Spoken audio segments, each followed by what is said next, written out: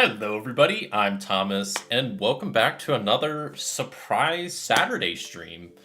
I did one of these a while back where I played some Starforged, and today I'm back playing some Board Game Arena. And I did a fairly recent stream playing some Board Game Arena, but the resolution was all messed up, and that kind of bummed me out. So I wanted to do another one, and also there's a lot of great games on here, and I've been playing a few quite a lot recently, specifically like Jump Drive. I've been on a bit of a Jump Drive kick. Having a lot of fun playing that. So I figured we'll just hang out today, play some games on Board Game Arena. I've kind of been trying to do these little spontaneous streams at least once a month, maybe twice a month. Probably mostly on the weekends, but maybe not always. Who knows? This is today's stream. I'll probably be streaming for, 3 hours, maybe 4. Just winging it, playing it by ear. So yeah, that's the plan. Hope everybody is having a good Saturday. What else is there?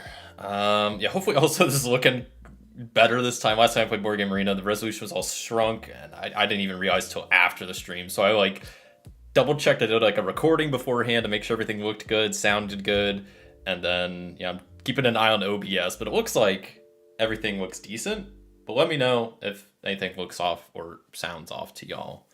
Because that kind of bummed me out that last time it was all messed up. I really debated taking down, just unlisting the stream, deleting it or whatever, but I've just decided, I was like, I'll keep it up, but it's it sucks because you can't really see anything because the screen's super shrunk. Which is completely my bad for not checking, but I had no idea until after the stream that it was like that. I felt like kind of an idiot, so. Yeah, that's what's up. Trying to think what else is going on. I'm just gonna play some games on Board Game Arena. I felt like there was something else I was gonna say, but I don't remember. Oh, when I do these little surprise streams like this, I usually, like I said, I kind of just there are surprise streams. I don't give too much notice, but I do have a Discord where I try to give 2 to 3 hours notice of when I'm doing these streams, so you at least have some heads up. So if you want to catch more of these surprise streams in the future, or just want to hang in the Discord, feel free to join. It should be linked in the YouTube description, or you could do !Discord in the chat right now to get an invite.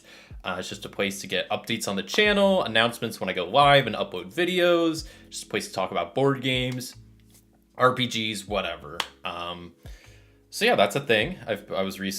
Yesterday I bought Bullet Star, which is the standalone expansion for Bullet Heart. So I've been talking a bit about my experiences playing through that yesterday on there. And I'll probably, I could go on and on about that game. But long story short, it's a good game. The expansion's just as good, adds a lot of cool new characters and bosses. And I'm excited to play it more. But I'm sure everything looks decent. I'm gonna keep checking OBS because I'm paranoid now that stuff's gonna be thrown off. But we're gonna just get started here playing some Board Game Arena. So I'm gonna probably just start with something simple. Railroad Inc. As you can see in the thumbnail. Couple games I definitely want to play. Jump Drive I'll probably be playing a lot. I'd like to at least play 1 or 2 games of Space Empires 4X, since I probably haven't played it since last time I did one of these streams. And it's just super nice playing it on Board Game Arena because it takes care of a lot of the upkeep. It's a lot easier to see.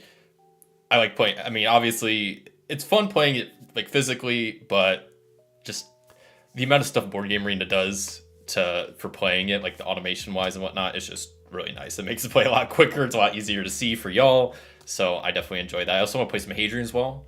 I haven't played that in a while. And we'll just see what else. You can see I got a lot of games favorited here. A lot of solo games, a lot of non-solo games. I'm probably just going to only play solo stuff today.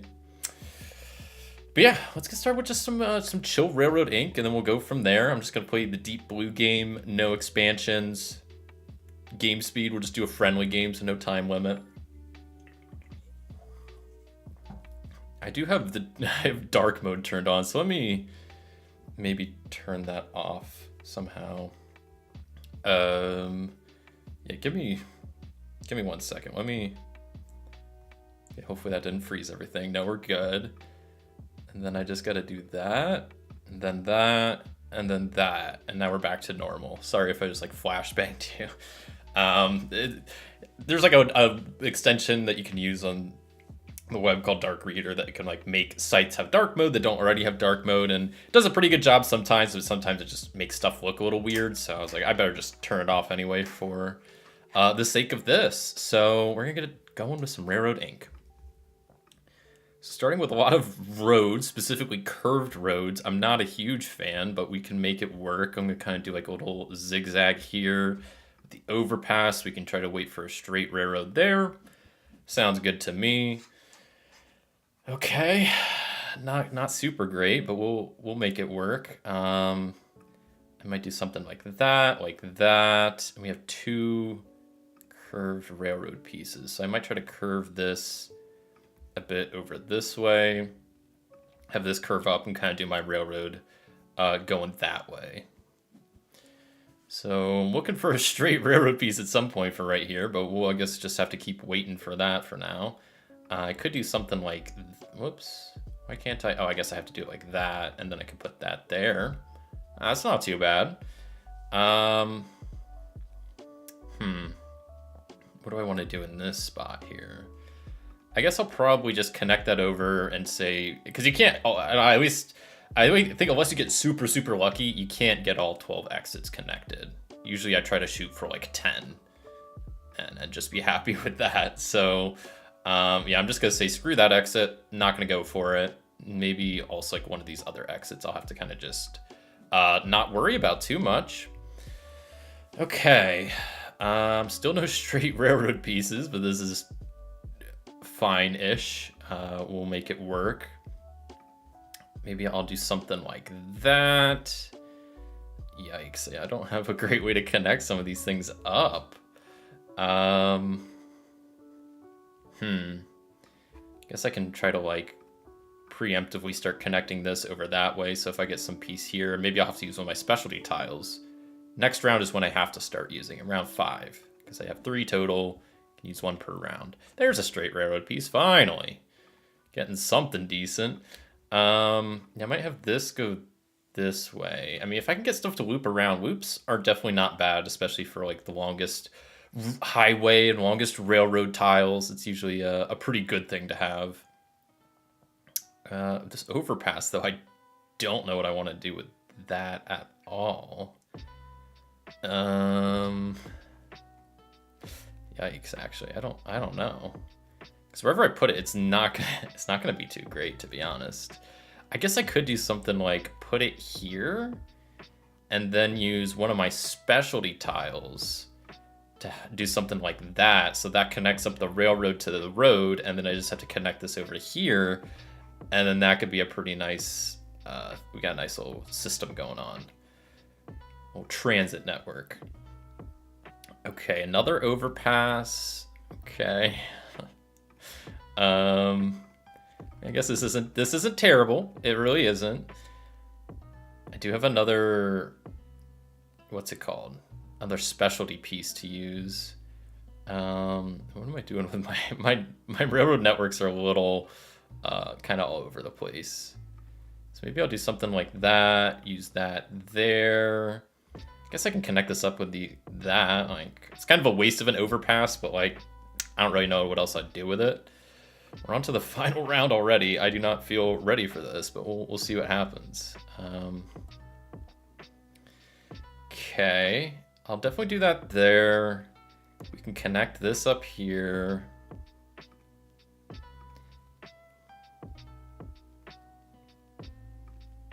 I could do something like that there.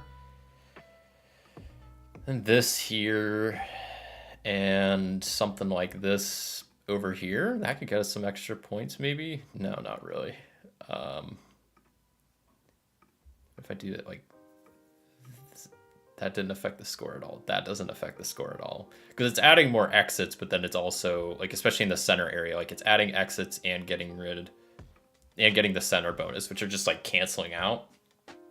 But I'll take that. I'll end them with that. Score 55. I mean, personally, I like Railroad Ink a lot. One thing I don't like is that it doesn't really have a chart to tell you how good your score is. Which I don't know why you wouldn't include something like that. Because even like people could just ignore it, but I like knowing like in games like this where you have a beat your own score how good you did. But I've played this enough that I know personally, without expansions, 55 to me is that's a good score. Over 50, I would consider that real good. So not a bad start, I would say.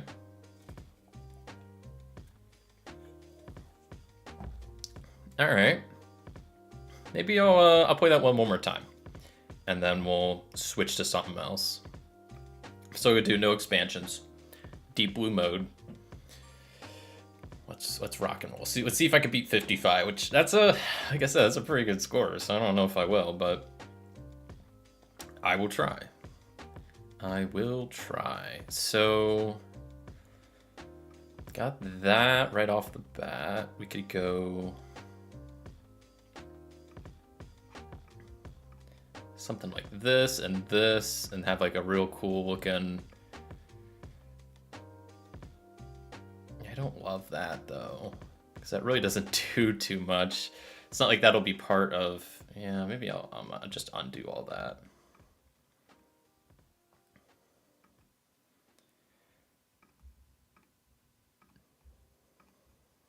Maybe I'll do something like this instead. That looks maybe a little bit better. I don't really know.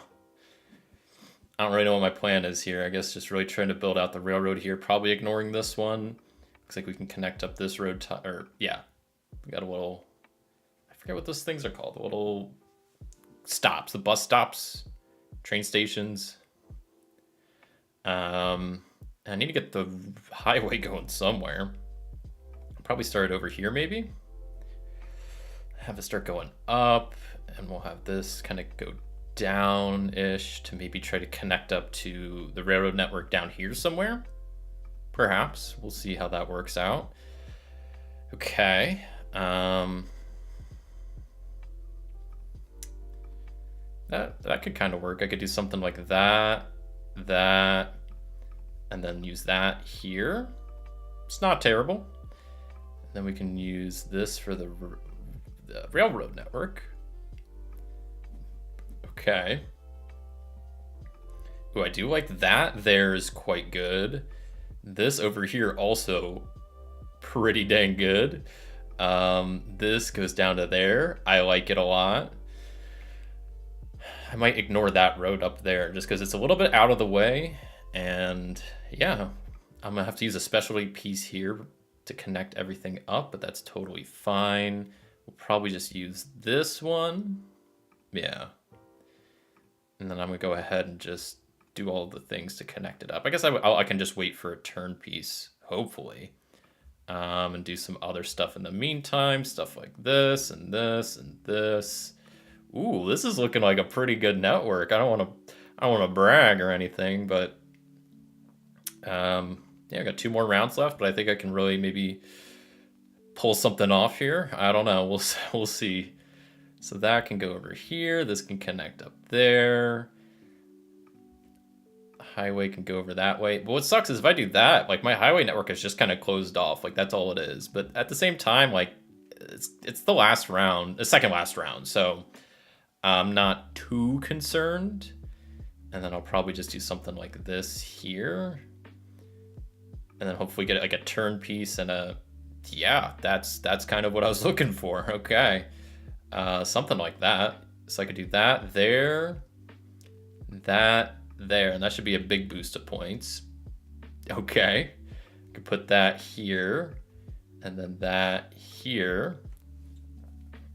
And that's, I don't even need to use my last specialty piece. I guess I probably could though, right? Just do something like that. Would that boost my score? It would not. Okay, I'll still put it there just cause, like why not? And we end with 56. I'll take that. I will take a 56. All right, got some Railroad Ink to kind of warm up here. And I like Railroad Ink. Like that was, you know, what that game took 4 minutes, 5 minutes. Like I like how quick it is, especially without the expansions. I like how simple it is.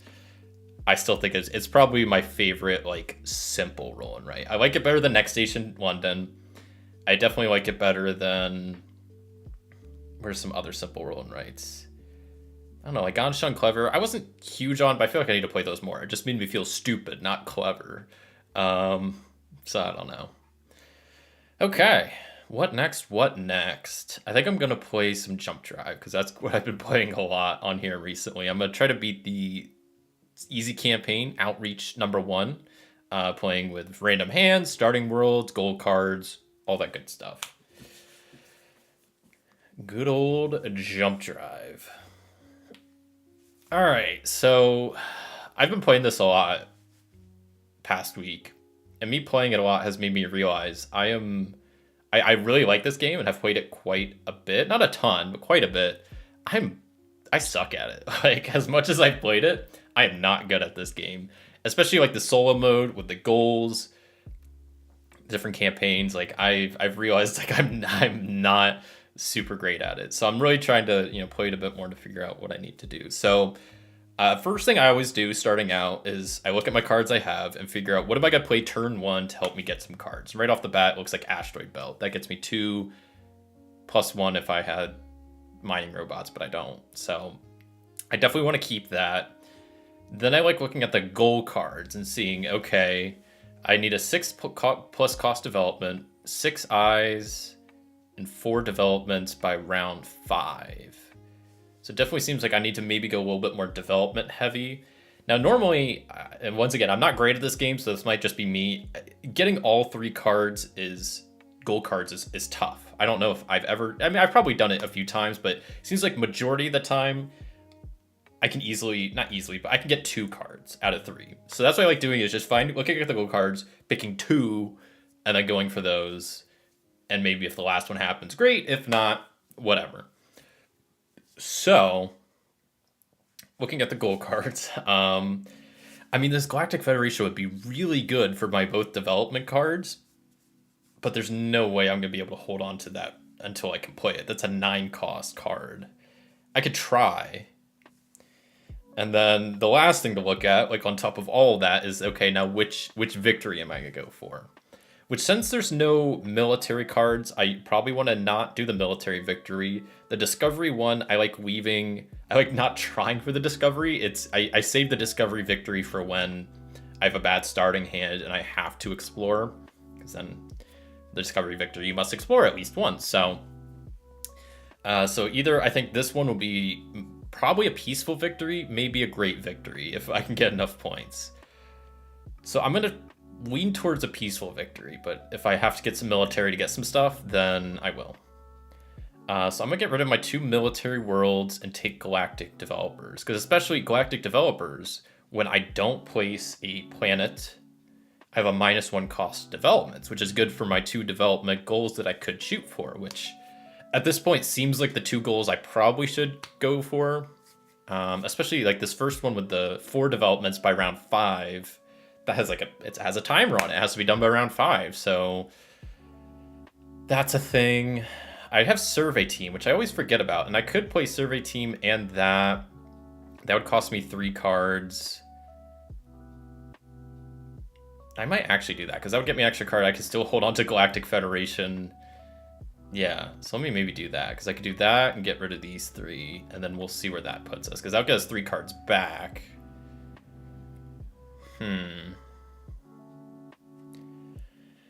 Okay, not great. This is Gem World. See, and right off the bat, it sucks that neither card I played. Oh, I just realized also Survey Team gives me military, so I have just thrown out my peaceful victory. It's gone. I can't do it anymore, which is fine. That means I pretty much have to aim for great victory, which starting with 0 victory points is not a good way to start that. I'm really gonna have to find some ways to like combo some stuff. I can't play both investment credits and Gem World. If I play Gem World, I'm gonna have to get rid of investment credits. Investment credits would give me more discounts on developments, which would be nice, because I kind of want to focus a bit on developments. But also, Survey Team did give me 2 eyes, so I need 6 of them for one of the goals, so maybe that's what I should shoot for. I don't know, though. I'm leaning towards, right now I need more cards, so I kind of just want to play Gem World. The Galactic Federation is such a good card, but I don't want to keep holding on to it, but I'll do it for one more round. So now I'm getting some okay cards. Okay. So, ooh. Okay, look at Survey HQ. that might be the way to go. Can I play this and that? No, I don't have enough cards. So I think at this point, I'm not going to aim for the 4 development gold card. I'm going to aim for the 6 eyes and the 6+ development cost. Because look at the Survey HQ. I get 1 VP and 1 card per pair of eyes. That gives me a pair of eyes. So that would be 2 cards and 2 VP, which is a crazy amount, but that's pretty decent.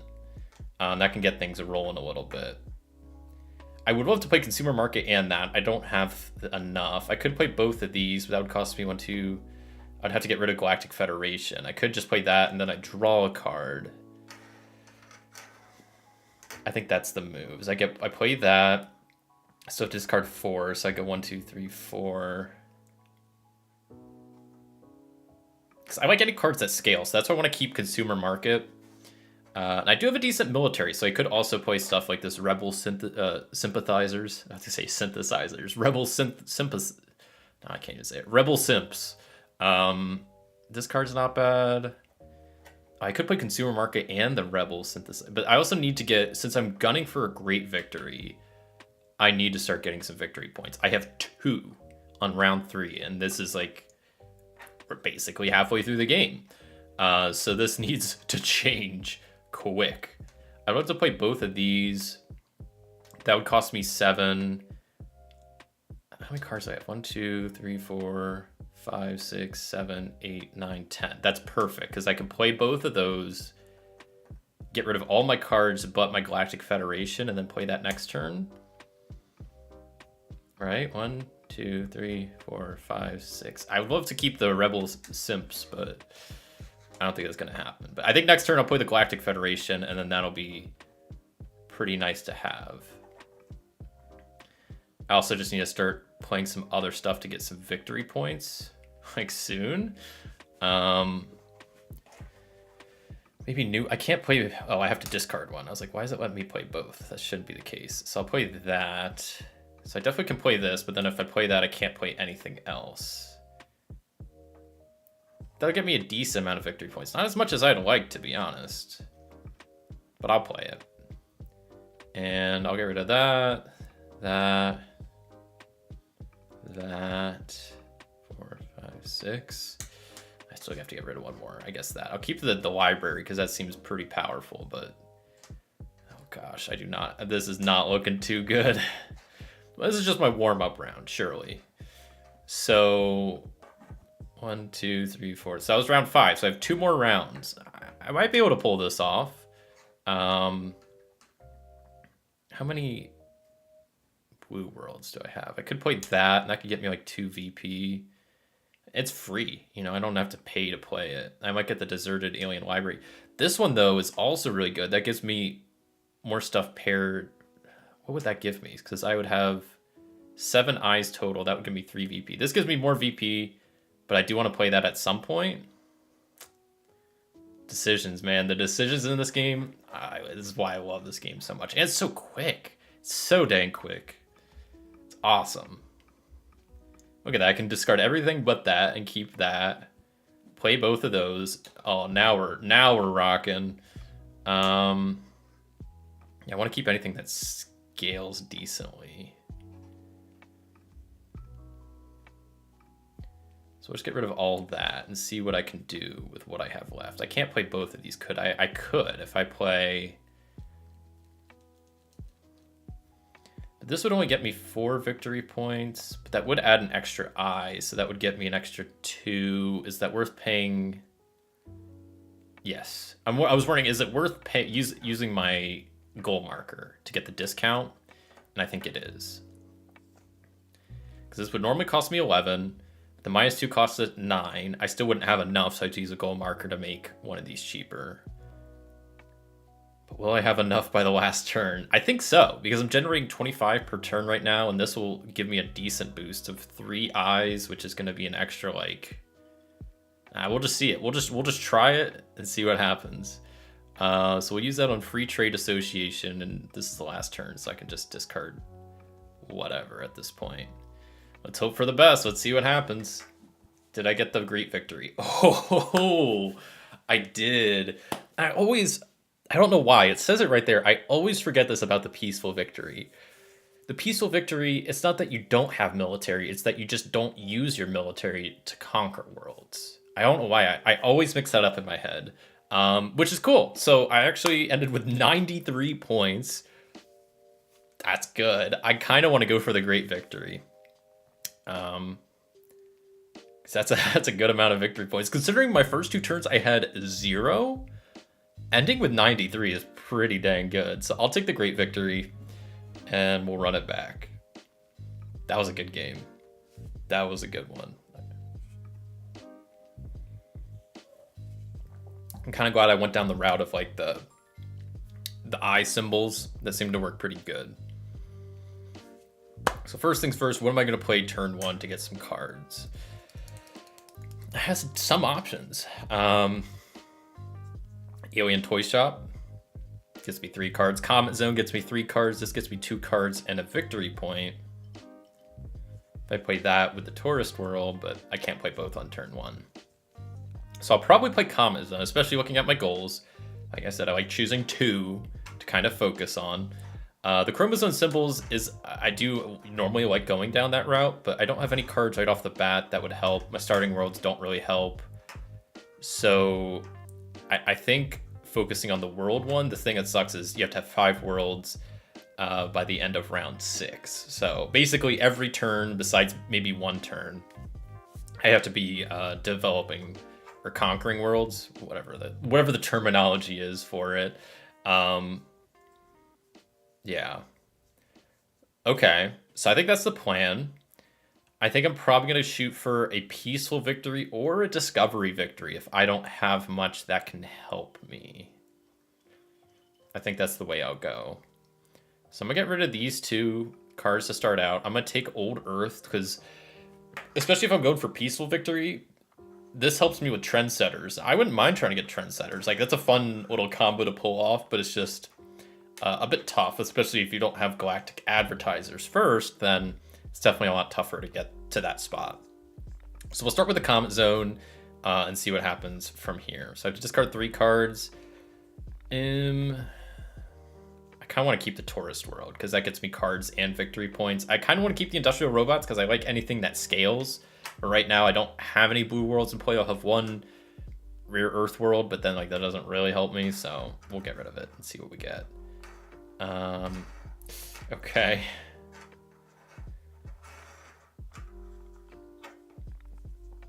Well, I think at this point I need I like how I have an interesting, I can either go Tourist World and get 1 VP and 2 cards with an additional maybe card, or I can go with the Alien Fuel Refinery, get 2 VP and 1 card with maybe an extra card.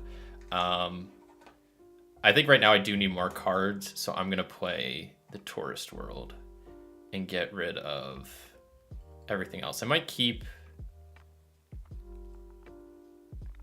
the Rosetta Stone World, might be decent because I'm gonna have decent cards going after this. So I'm gonna be needing to pivot. Ooh, if I want to go Trendsetters, I got Advertisers and Trendsetters on the same turn. That's kind of fun. But I might wait and play them. Was this gonna cost me 5? Oof, that would cost me 5. I might go something like this. I would have to get rid of... Oh, I don't... Yeah, I would have to get rid of one of my Trendsetters to play this combo. But then that would get me 4 VP. I'm drawing 5 cards. That seems decent. Right? So I'd have to get rid of that, and then one of my Trendsetters. Then I kind of want to play this and that to really start getting some more. I gotta get rid of my whole hand. That's fine. And I completed the goal marker for getting 5 worlds down. So now I just need to figure out where to go from here. Lots of military stuff. Double dropships, double military convoy. I was trying to go for a peaceful victory here. What's going on? And I guess I could play dropships and then just like not do anything with them, but I might just go military convoy. Or maybe survey team, would that be better? I guess survey team would actually probably be better, along with the asteroid belt, mainly because I need more rare earth worlds in play for the other gold card. That does give me more cards, which right now at this point I don't need. I need victory points bad, so I'll play this and let me just get rid of some of these. I'll get rid of the dropships, one of those. Yeah. I want more trendsetters. Okay, no more trendsetters. Okay, I gotta get rid of 4 cards. Like I said, I don't really want military, so we'll just get rid of all of that stuff for now. I guess I can just get rid of it entirely. All of my, all the rebel worlds. Okay, so I need another rare earth world at some point also. I might just play the dropships just because it gets me the most victory points, along with the colony. That costs 9, 8. Okay, I actually, with the discounts, I don't have to pay that much. That's kind of nice.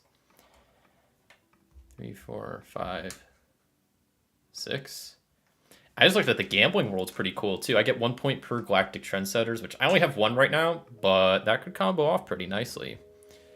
Too bad we only have 1 more turn, and we draw double trendsetters on the last turn. Oh man. Okay, I mean that's something. I don't know what to do with that, but that's something. I guess get rid of Space Marines, war propaganda. I do have a decent military, to be honest. Maybe I should have pivoted more military because I haven't even been focusing it. And right now my military's at 4, but that's mainly because I just played dropships. I might go with this because that gets me like at least 1 VP. I mean, this doesn't get me any. Trendsetters would be, I think, my best bet. What sucks is I don't have any more rare earth worlds, so I can't complete the other goal. I have no chromosomes, so I'm gonna be like 1 gold card short. So I really should just try to maximize my victory points for this last round and then just Prage. Pay 3 cards. Yeah, this is not. I don't think I'm gonna get it because I don't have enough victory points. Because I'm at like basically 40 now, 44, and we'll let it run. But I think I lost this. Dang, I had 66 total. For the peaceful victory, I needed 70. So I was 4 victory points short. That was tough because maybe the trendsetters wasn't the best plan. Especially like I had 2, but I had to discard 1. And I just had 5, 9, and then I went a turn without increasing, and then it was a pretty slow increase. I mean, I was almost there, 4 points short. I also think if I was able to get down, because I had 2 rare earth worlds down, so if I just had 1 more placed, I would have had enough to get the last goal marker, which would have gotten me 5 extra victory points. But I didn't. And so that's where that one ends. But we'll run it back because I like this game. And I want to maybe try to at least beat this campaign 1.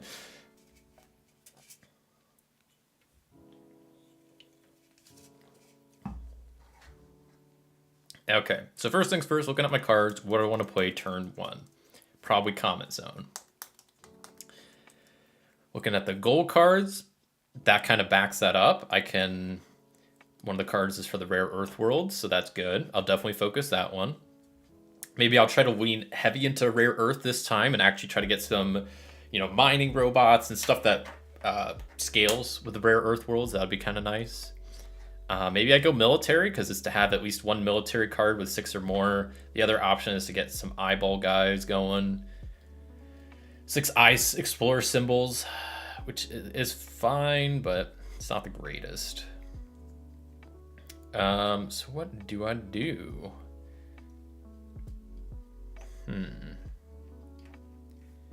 I might go for the Epsilon or Iridian. That seems like my best bet. Invasion Fleet. I mean, that's a pretty good card, but I definitely can't play that this early. Trade pack. Okay, we'll get rid of those 2. Those are not great. Yeah, starting world. I guess I might try to go for the military victory this round. So maybe I'll go for the Epsilon Iridian, but yeah, when not placing a world, I get -1. I mean, that's pretty a nice effect, but this would, and especially if I consumer market, but if I play that first turn, I'll have to discard 3. So 1, 2, 3. I'm really gonna have to, jeez. I really gotta choose which strategy I want to go for here. Okay, we'll go with this. We'll see what happens. So first turn I play this, but now I have to discard 3 for it. I mean, I want to keep Space Marines, but then if I keep that, I'm gonna have to get rid of like everything else. But if I want to focus military, like I need military to do that. So Space Marines is one of the go-tos. Yikes. Not what I wanted to see at all. I have 1, 2, 3, 4, 5 cards. If I play this, I mean, that's a good amount of cards. 3 cards, but still no victory points on the first 2 turns is bad. That's really bad. I'll do it. Keep Space Marines. Maybe I should have kept the Galactic Salon. It's too late now. We're rolling. I might go Mining Conglomerate and the Refinery, but that's gonna take up most of my cards, right? 1, 2, 3, 4, 5. I'm still keeping Space Marines. I'm holding out hope. I'm finally getting some victory points. Unfortunately, not a lot though.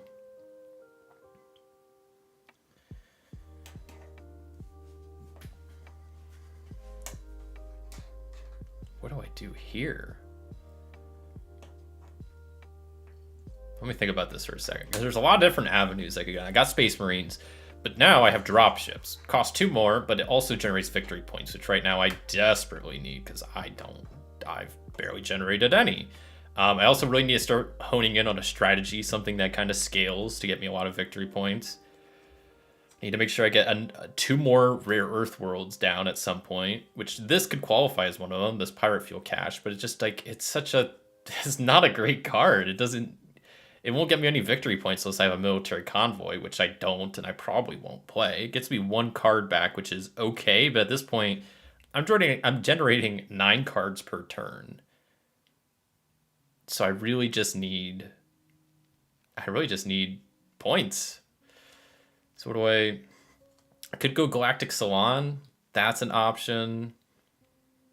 That's 5 points. I mean, I could just play Desert Alien World. That's 5 points and 2 cards. That kind of seems better. Maybe I'll do that just to start generating some cards. And then maybe next round play like drop ships and some other card. This is what, round 4? I got time, but not a lot. So I have to pay 6. It's 1, 2, 3. Oh god. 4, 5. I want to keep that Lost Alien Battle Fleet because I need to also play that for like my quest, but I need to get to that amount first. I'll get rid of Galactic Salon. I don't love it, but I'm already getting some victory points some other ways. All right, triple Trendsetters, but there's no way I can play them. Galactic Colony Convoy, definitely don't care about. Trade Pact, can't play anymore. War Propaganda, decent card, not this late on though. I might go drop ships and Pirate Lair. That could be pretty tight. Ooh, and Galactic Imperium. Ooh, that could scale for... but I just don't have enough time. I don't have enough time. I'll maybe play... Because what am my military going to be at? That's +3, so I'll be at 4, 5. I conquer that. That would get me 6, and then the last turn I could play that. But I also need to do that maybe next turn along with the Galactic Imperium, but I won't...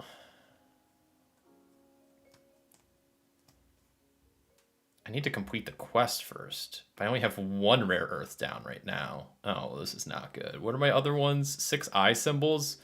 I have none right now. Oh, this is not good. We'll go 1, 2, 3. I guess the Comet Zone. I really don't want to get rid of it, but... Okay, we got a lot of options to choose from. Get rid of that, get rid of that, get rid of that. Don't want that. Don't want that, or that, or that. Probably not that. Okay, let me... 1, 2, 3, 4, 5. So this is round 6. So I got 2 more rounds to really get in gear here. Now, I'd love to play the Galactic Imperium, but the issue is if I play that, I'm gonna have to get rid of basically everything else, which sucks. I mean, that's gonna get me... At this point, that's not gonna really get me any points. Because it gets me 2 points per military world, which right now, I don't know if my home world counts. It might. But still, that's only going to be 4 points, which isn't huge. It also gives me extra points versus like rebel worlds, but if I play this and this, that's 9. This costs 8, and that's going to be all my cards, and then I'm going to have to bank on getting 6 costs next turn. I don't love that option. I could just play that, or I could do drop ships and then one of these, like the rebel base, because I guess maybe that's a decent option because it only has to get rid of 4 cards. I don't know if that was the move, but we're doing it at this point. 1, 2, 3, and I'll get rid of this. See, I have nothing that scales, so my victory points is really starting to hurt here. Trade pack, colony convoy, all gone. I don't care about any of those. Yeah, I guess I'd love to play more of these rare earth worlds, but I just don't have time, especially because I played the mining conglomerate earlier, so that would be scaling, but yeah, I don't know. I don't know what to do at this point. Get rid of Glac. Well, get rid of like this one. Okay, so final turn. I actually think I'm good on victory points because I'll be at 60. I'm looking good on the military victory as well. Could play both of those. That's something. Because then this would essentially get me 2 for like 6 points. I have a goal, so that's +5. I think I have enough for the military victory. Maybe. I'm getting 19 points per turn, so that bumped me up to 50, 60, 65. It's like 75-ish. 79, I think, is what I would end with. Even without the 2 gold cards. That's not bad. I'm going to go for this. Let's see if my math is right. Do I end with around 79 points? 77. Okay, my math was a little bit off. But that's still enough for the victory, for a military victory. So I'll take it. And we'll play again.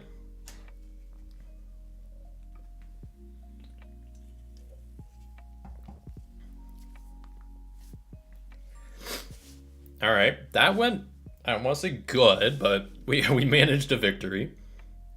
So, what card am I going to play on turn 1 here? Probably Comet Zone.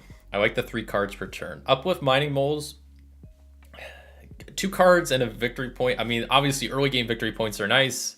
You know, over the course of the game, that's 7 extra victory points. But, and that gives me a discount. So, like, that's got a lot of things going for it. It's got a Chromosome symbol, an Explorer symbol.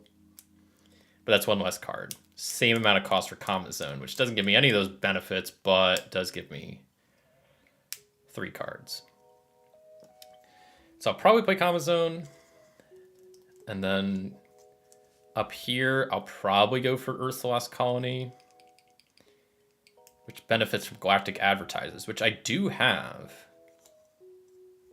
So maybe I try to hold on to that, play that turn 2. And start getting some victory points from that. Then maybe I do play the Uplift Mining Moles. I might. So yeah, let me discard. I don't think I want the Space Marines or the New Vinland. So we'll get rid of those. I think I'm decided on Earth's Lost Colony. I'm still trying to decide my first turn. Especially because when you think about this, so if I play Uplift Mining Moles, that costs me 3 cards. I have to discard pretty much everything but Galactic Advertiser. Since I'm just playing a world, I'd draw another one. So that would leave me with 2 cards in hand. And then I'd draw 2. Then I give me 4 next turn. I could play Advertisers. If that's the only thing I'm playing, that would just cost 2. Or I could play it with a 1-cost world if I draw it. This would give me a discount on worlds. And plus, that gets me a victory point, and then once I play that, Earth's Lost Colony will start getting me a victory point. I'm gonna go for it. That seems like an okay strategy. It sucks I have to get rid of the industrial robots because that scales with like I forget what are these worlds called? The blue worlds, like the alien worlds? No, the alien worlds are the yellow ones. The market worlds, novelty worlds. And that's one of my goals over here is to get 3 of those. So let me see if this plan works out. I feel like this might, especially if I draw 1 cost here, which I didn't.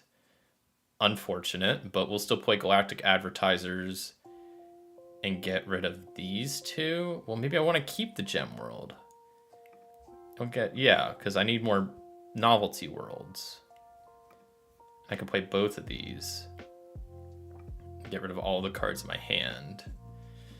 It's not 3 victory points by turn 3 is not where I want to be, but we'll hopefully start cranking this up a little bit. I mean, I could play this by itself That's 5 VP and 3 cards. It's actually a decent card. And then that'll be my 3rd novelty world to complete that goal. So like, I'll do it. I don't love it, but I'll do it. Yikes. What do I do here? I almost want to just play the deserted library. Oh wait, did I complete another goal? Oh, I didn't even realize, but playing this one card completed both goals for me. So that's kind of nice. Can I play this and this if I use both? Ooh, I can. Honestly, I'm gonna do that. I have to use both goal cards, I believe, to do that and pay my entire hand. But I think it's worth it. I guess we'll see. I don't know. I think so. I went from 8 points per turn to 20. Yeah, I think that was a good move. We'll get rid of that. I don't have really any chromosome symbols. We'll get rid of that. Military, I'm not really focusing on this game. I'm probably gonna go for either peaceful or great victory. So what is this, turn 5? 1, 2, 3, 4, 5. Okay, this is turn 6, my bad. I can't count. We do have double consumer market and galactic trendsetters. Like, this could be kind of fun. This is a nice little combo here. So I could play both of those this round, or I could play this and this, because nothing else really scales. So I think this would actually get me more points, because this would get me essentially 1 extra point, because that generates 2 by itself. Yeah, maybe the trendsetters. Since I don't have multiple, like, I don't think it's actually worth it at this point. So how many eye symbols do I have? If I could try to get 2 on my last turn, I could also go for that last goal.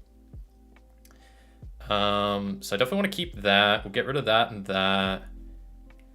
Keep that, get rid of that, and get rid of that. Okay, we'll see how this ends up. I'm doing really good on victory points, holy cow.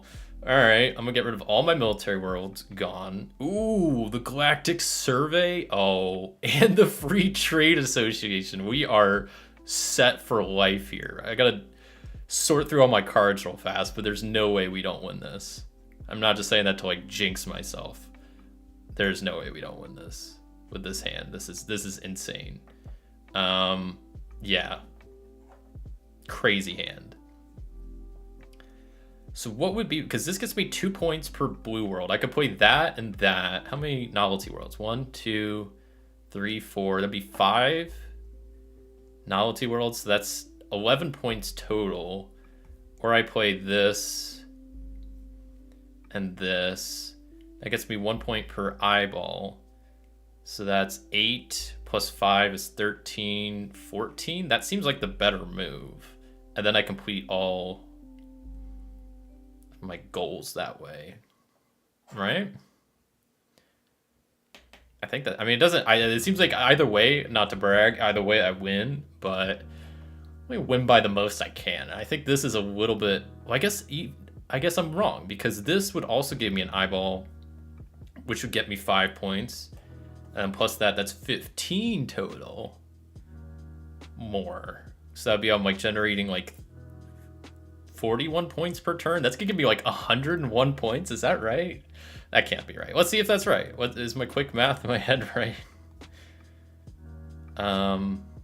Let's see here. 103 points. Wow. Awesome. Okay. That was a good game. I was a little worried towards the beginning, but I really think once we got the studio and the library down, that really helped turn the tides. Like this turn alone, playing this Galactic Studio got me 2 goal markers, which then I was able to use on the next turn, because this would normally cost 14, and I got the huge discounts from it, which is awesome. So nice. And then that went from 8 points per turn to 20 to 26 to 38. Yeah, not too bad. I'll probably go for the great victory and then try for the peaceful victory some other way. Maybe not. Maybe I'll take the peaceful victory, because if gold cards come up that need military, then I want to make sure like I can go for that. So we'll take the peaceful victory win. Whew, that was a good one. That was a good one. We'll play again. See if we can finish out this campaign.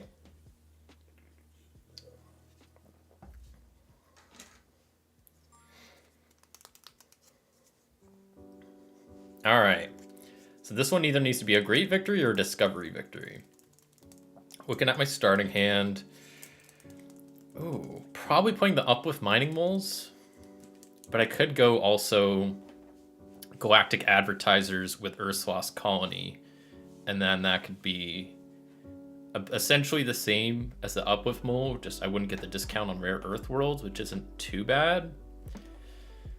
Galactic Advertisers is nice, gives me the discount on Trendsetters, but this gives me a discount on Rare Earth Worlds, so which is better? I mean, probably the Uplift Moles, but also having the Advertisers down turn 1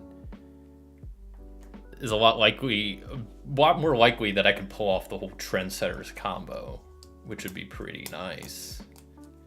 As it's a tough one to pull off because there's not that many Trendsetter cards. And both of those would net me 2 cards and 1 VP per turn. This would get me an extra card because I would just play that. And this would cost me, it would be the same because this would cost me 3 cards, but then I'd net 1.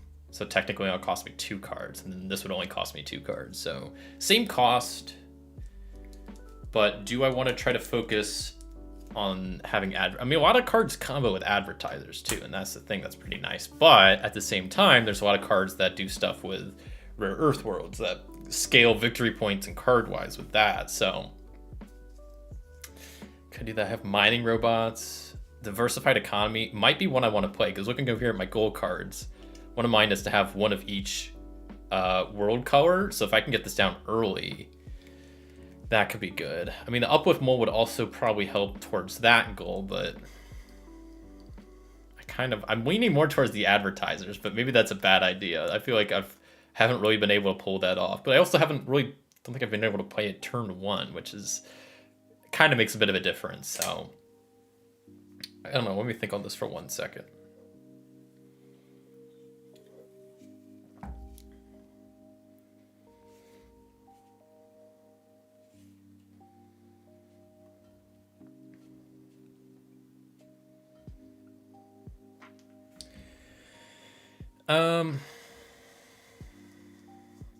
You know what? I'm gonna go for the Advertisers route. That sounds like a good time. So I'm gonna get rid of the Reptilian World, the Green World. I don't plan on doing much. Oh, but I guess also this would give me a Chromosome symbol, which does help with that other quest too. I mean, regardless, I'll still get rid of those. And I think I'll still go with the Earth's Lost Colony. But man, this is a tough decision because they both seem pretty equal. I guess it does. I think it does make more sense to go with the Uplift Mining Moles. Just barely makes a little bit more sense. I bet I'll draw like 3 Trendsetters next turn and I'm gonna scream if that happens. But okay, good. I did. No need to scream. Not a great not a great hand here. What the heck? I mean, I could play this card because I kind of want to play it anyway, but then like, I don't want any. I guess maybe I can keep the Avian Uplift Race, and then if I need to next turn, I could play Survey Team and that. That'll get me some extra card generation, but I don't know. Oh, that Mining Conglomerate's pretty nice because that'll start scaling with Rare Earth Worlds. I get to be some military, so I could play the Avian Uplift Race. Not a lot of victory points. Not a lot. But the card generation is starting to happen now, so that's good.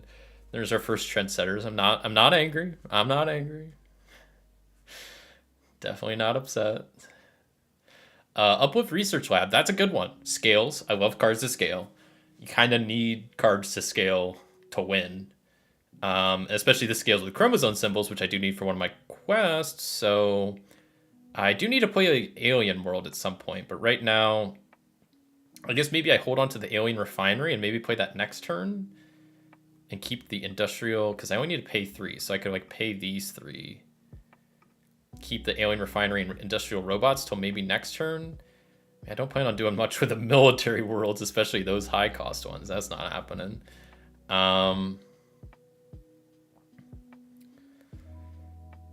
Maybe I don't do the industrial. Maybe I do the replicant robots, because that'll give me 2 VP, and that gets me a -2 discount on all future worlds, because this is only turn 5, so that could be a pretty nice boost. I play both of those, and then that'll be enough to at least complete one of my goals. And then I'm pretty close to completing some of the other ones. So if I get rid of that, we'll see where that leaves us, but we need some decent cards here. Okay, we don't want the high cost military, can't take trade pact. Fortunately, don't want the trendsetters. I'm not really focusing on military much, so we'll get rid of all of those stuff. Yeah, we'll do something like that. Okay. So, got a couple options. I think the best one is doing something like diversified economy and the deserted alien world. I can do both. That costs 9, 7. Oh, I can do that without paying a goal? I can. That's pretty nice. I need to maybe save this uplift race. The only reason being it has a chromosome symbol, and I need that to complete my last goal. Not that I need to complete all 3, but at this point I can, so I might as well try for it. Yeah, these I do like, but I just don't have enough novelty worlds to really have them be worth it at this point. So we'll just get rid of them. Just get rid of some of these low-cost worlds. We're past these. We're way past these. How many VP am I earning per turn? So I think I pretty much win at this point. Not to brag. Do I have anything that gives me a decent amount of points? I mean, I could just go with this. Bump me up to 26. Because that would give me 6 points per turn. If I play this, that's also essentially 6 points, is it? And this would actually be a little bit more. I should have kept some of those developments I just got rid of, because honestly, this is all I'm going to be able to play, but that should be enough. It'll get me 1, 2, 7. I might be actually 1 point short. Oh, but I have the goals. I have the goal markers. So I'll have like, what, 89 points total? Oh, and I have to use a goal marker? Oh, okay, well then I'll just do this one instead. I don't want to use a goal marker. 90 points. Okay, I was pretty close, so like not too bad, but that's a great victory. So now all we have left is the discovery victory. Okay, let's see if I can bring this home. Hello there, Katie K. Happy Saturday to you too. How's the game going? Game's going good. We started with a couple games of Railroad Inc., which actually went pretty good. Now we're into a bit of Jump Drive. I'm attempting the first campaign. My first attempt didn't go too great. I think I won 2 games and then lost on the third. But this is the best attempt yet. So we're on the last little game. I just need a discovery victory to win this, which is maybe going to be possible. We'll see. Yeah. Hope your Saturday's going good. Any fun weekend plans here? So I need to look over my starting hand here. What am I gonna play first turn? Oh boy, the dilemma. Because I could go Asteroid Belt, Ancient Race. Ancient Race is looking kind of decent, actually. Do I want any military? I could kind of go military. I don't know how much that would help. Galactic Advertisers, or the developers, is kind of nice. The Ancient Races, though, that gives me 2 cards and 1 VP. I mean, that's decent. So I'm gonna get rid of Trendsetters, not using them. Get rid of some of these high cost cards. We'll take the developers. I have to explore at some point, but I'd like to get some stuff going before I do that. So let me play this. Get rid of that.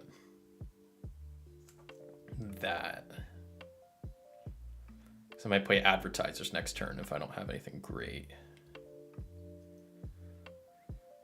Either I play that or I play that. That one gets me 1 card, but 2 victory points. This gets me 2 cards and no victory points.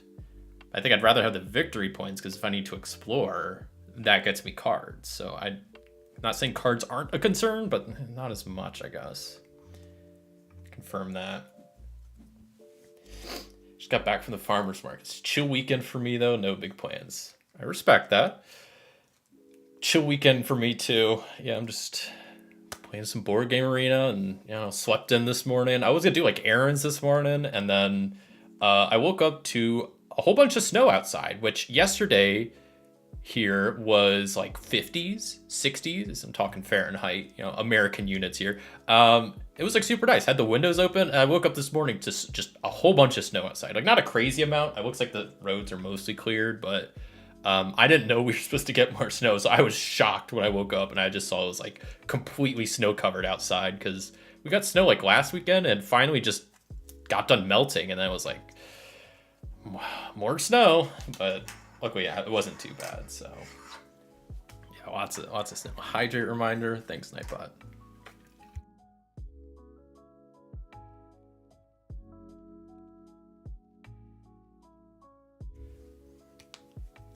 Okay. So I need to explore at some point, but I kind of want to play this Galactic Salon first. Because the thing is, the turn I explore, obviously I'm not going to be able to play anything. So I want to have decent victory points generating before I do that, if possible, so it's not just a complete waste of a turn. So maybe do I keep Comet Zone? What do I keep? Maybe I keep advertisers. Okay, well now Nightbot's just spamming all the reminders at this point. Chill, Nightbot. It was 70 for me yesterday, so nice. That is nice, yeah. It was yesterday was super. I think I was high 50s, maybe low 60s here. So it was real nice. And then waking up to snow was definitely a bit of a shock, because especially I wasn't expecting it. And yesterday was so nice. I was like, where did this come from? Nightbot, chill. Nightbot's going crazy. It's all the reminders were just being held back until someone entered chat. Okay, so at this point now I need to explore. I really need to figure out also what my strategy is going to be. So I need more worlds. Oh, shoot. What round is this? This is round 4. I need 5 worlds by round 6. 4. I don't know if my starting world counts. Because if it does, I'm fine. If it doesn't, I'm not going to be able to complete that. So maybe but I still need different colored worlds and a 5+ cost world. So I'm gonna get rid of military. I don't want those. I don't want that. Why do I have 3 galactic advertisers? Chill. I'll probably play the Desert Alien Library. That's 6 VP and 2 cards. Sheesh.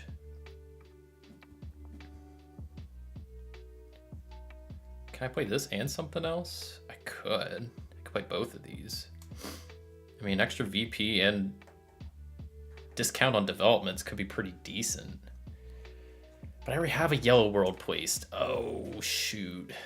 I mean, but this will help for my 1 goal, so I think it's okay.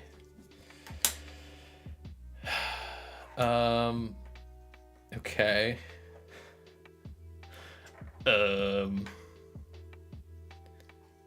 Can I play that and that? I might as well play both. I actually have, do I have that decent of a military? Oh, that would give me 3, and then I can use my, that's why I could play that. This would cost 7 total, and cost 5. I would have to use a thing to play both of those. So I'll maybe just play that. And what do I still need to play then? I have a green world, a yellow world, a brown world. I'll need a blue world. And I just gotta get rid of those 3, I guess. I have 1 more turn to do this. Actually, I think my victory points are gonna be, yeah, I'm fine victory points wise. But let's see what kind of crazy score I can get. Got all these good scaling cards, and I have nothing to make them scale. That only costs 7. That's 8 total. So I think I could play both of these without having to pay any gold cards, which is good. And that's gonna be a decent chunk of extra points. Ended with 87, and that is a victory for campaign number 1. Number 1 victory royale. That's awesome. I've definitely beaten that campaign before, but it's been a while. And like I said, I've been playing a lot this last week and been losing a lot this last week. So it's nice to get a win here. Sweet. Man, I love Jump Drive. It's, yeah. I mean, I've played Race for the Galaxy a fair amount, and I mean, I'm not saying Jump Drive is necessarily a better game, but it's one I enjoy a lot more than Race for the Galaxy, personally. I mean, I definitely think Race has, you know, a lot more intricacies and, you know, the different phases and the phase selection. Like, it's definitely not a bad game, but I like Jump Drive a whole lot better, especially because it's so quick. Especially the solo mode, it's 7 rounds, that's it. But you get to build a pretty nice little engine. It's a game that I don't see myself getting sick of anytime soon. All right, that was fun. What next? I might go with something a little bit simpler. I'm gonna play some Yahtzee. I'm gonna play a quick game of Yahtzee. Let's see how this goes. Just do a solo game. Just beat my own score. I don't know, this will take like 5-10 minutes to play through. I haven't played Yahtzee in a while. I was watching a couple streamers play Mario Yahtzee the other day. I was like, it just reminded me. I was like, I haven't played this in a while, so let's see how this goes. I got 1, 2, 4, 5, 6. I mean, that's almost a small straight. I guess I re-rolled the 5 to try to get a... No, I re-rolled the 1 to get a large straight, maybe? Okay, I guess I'm gonna go for it. I need a 3. Okay, well, I could take the 2s, and that's not a great 2s, but not a terrible one. Okay, we got a couple of 5s, a couple of 4s. I mean, that's almost a full house. And the full house doesn't matter on, like, what dice are used. So I'll re-roll to try to get a 1 or a 5. Okay, we'll take that in the 1s column. That's not terrible. What do we got? 1, 2, 4, and 5. So maybe I go with, wait, the 2. No, this isn't like a good, this isn't, what do I even go for here? Maybe go for 5s? I don't know. This isn't a great roll. Okay, that's also a small straight, right? No, wait. 3, 4, 5. That's not. But that's... I could try to go for a small straight. I mean, at this point, I should just go for 5s or Yahtzee even. Oh, that's a full house. I'll take it. So we got 5. What is this roll? I mean, I'll go for the 3s, I guess. I don't know what else is better. Okay. All right. Can I get a Yahtzee? Maybe. Nope. Well, we'll take that for the 3s, probably. Ooh, wait. 2, 3, 4, 5. And that's really good because I can re-roll the 3 to either try to get a 1 or a 6. That's like the best scenario for my rolling a large straight. Because that's already a small straight, but I could try to go for a large straight. And there we go. That's 40 points. Easy. A couple 3s. We already rolled 3s. I don't want to use that for a 3 of a kind, but we have 1, 3, 4. So I could re-roll these to try to get a small straight, maybe? Maybe I shouldn't have done that. I'm just going to commit. That was a bad idea. That was a really bad idea. This is nothing. This roll is nothing. I could take chance, but that's such a bad chance. We'll go with it. Whoa, what is that? That's a full house, but I already have one. 3 of a kind. I mean, I might as well go for the 6s or 4 of a kind or Yahtzee, or I don't know. That was a crazy first roll. I might go for the 3 of the kind, but that adds up all the dice, but that's still not bad. That's not bad. 2, 3, 5, 6. 2, 3, 5, 6. So I would need a 4. Or I could go reroll the 6. Or I reroll both the 1 and the 6 to go for a small straight and try to get a 4. There we go. That's all I needed. All right, this game's easy. Not really. I haven't played in a while. Okay, the sixes are looking good. I need to try to get a Yahtzee at some point. Please. Please. Okay. That's a good sixes, though, but I kind of want to take the four of a kind, because that's about as good of a four of a kind as you can get. Okay. What else can I go for? I can go for fours, fives, sixes, or Yahtzee. I mean, I'll go for sixes, I guess. Maybe fours? I don't know. We'll go for fours. Okay, don't love that. Not bad. Not bad. Five, sixes, or Yahtzees are my options. I mean, I'm just gonna keep going for sixes because that's like the most points. Okay. Can I get a Yahtzee? No, I can't. But that's a good sixes. Not the best, but it's not bad.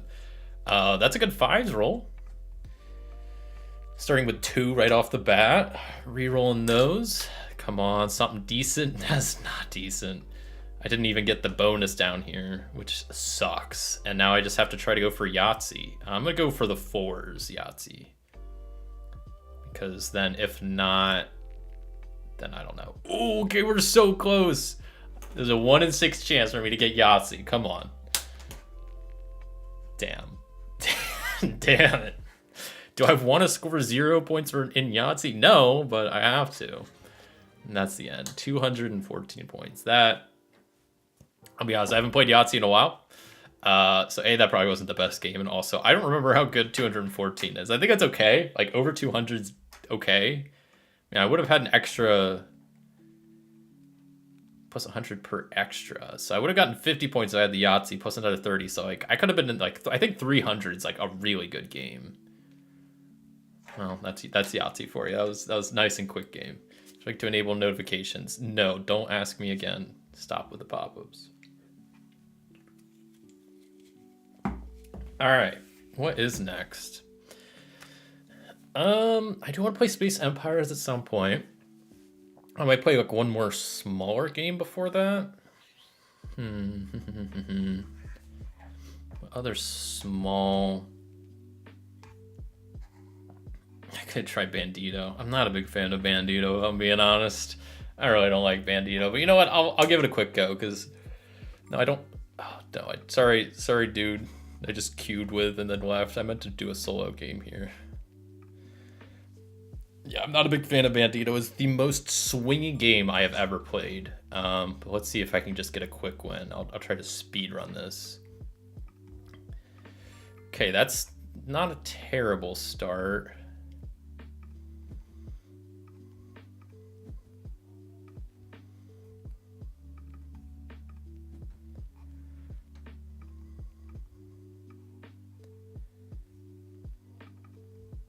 I wish this was like the other way so I could like connect these up.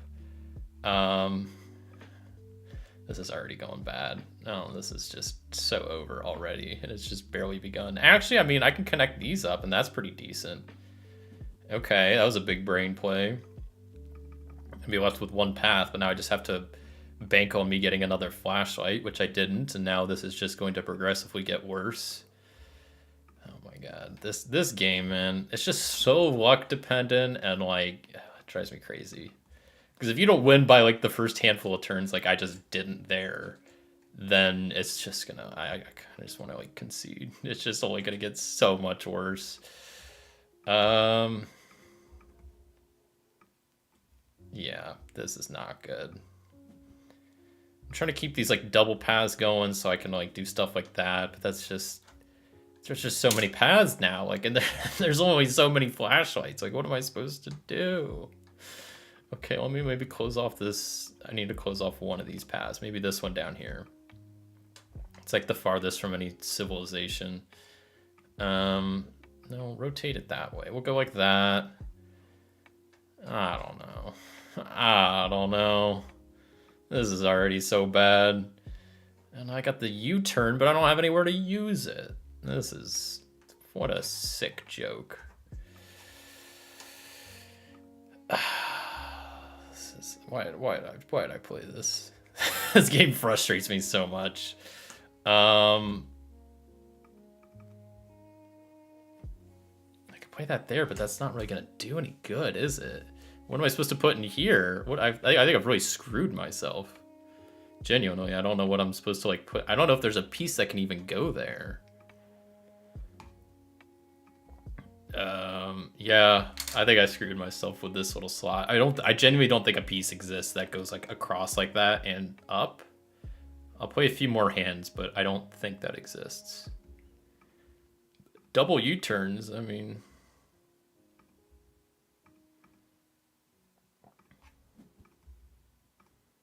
I did not mean to place that there. I thought that was my U-turn piece. Okay.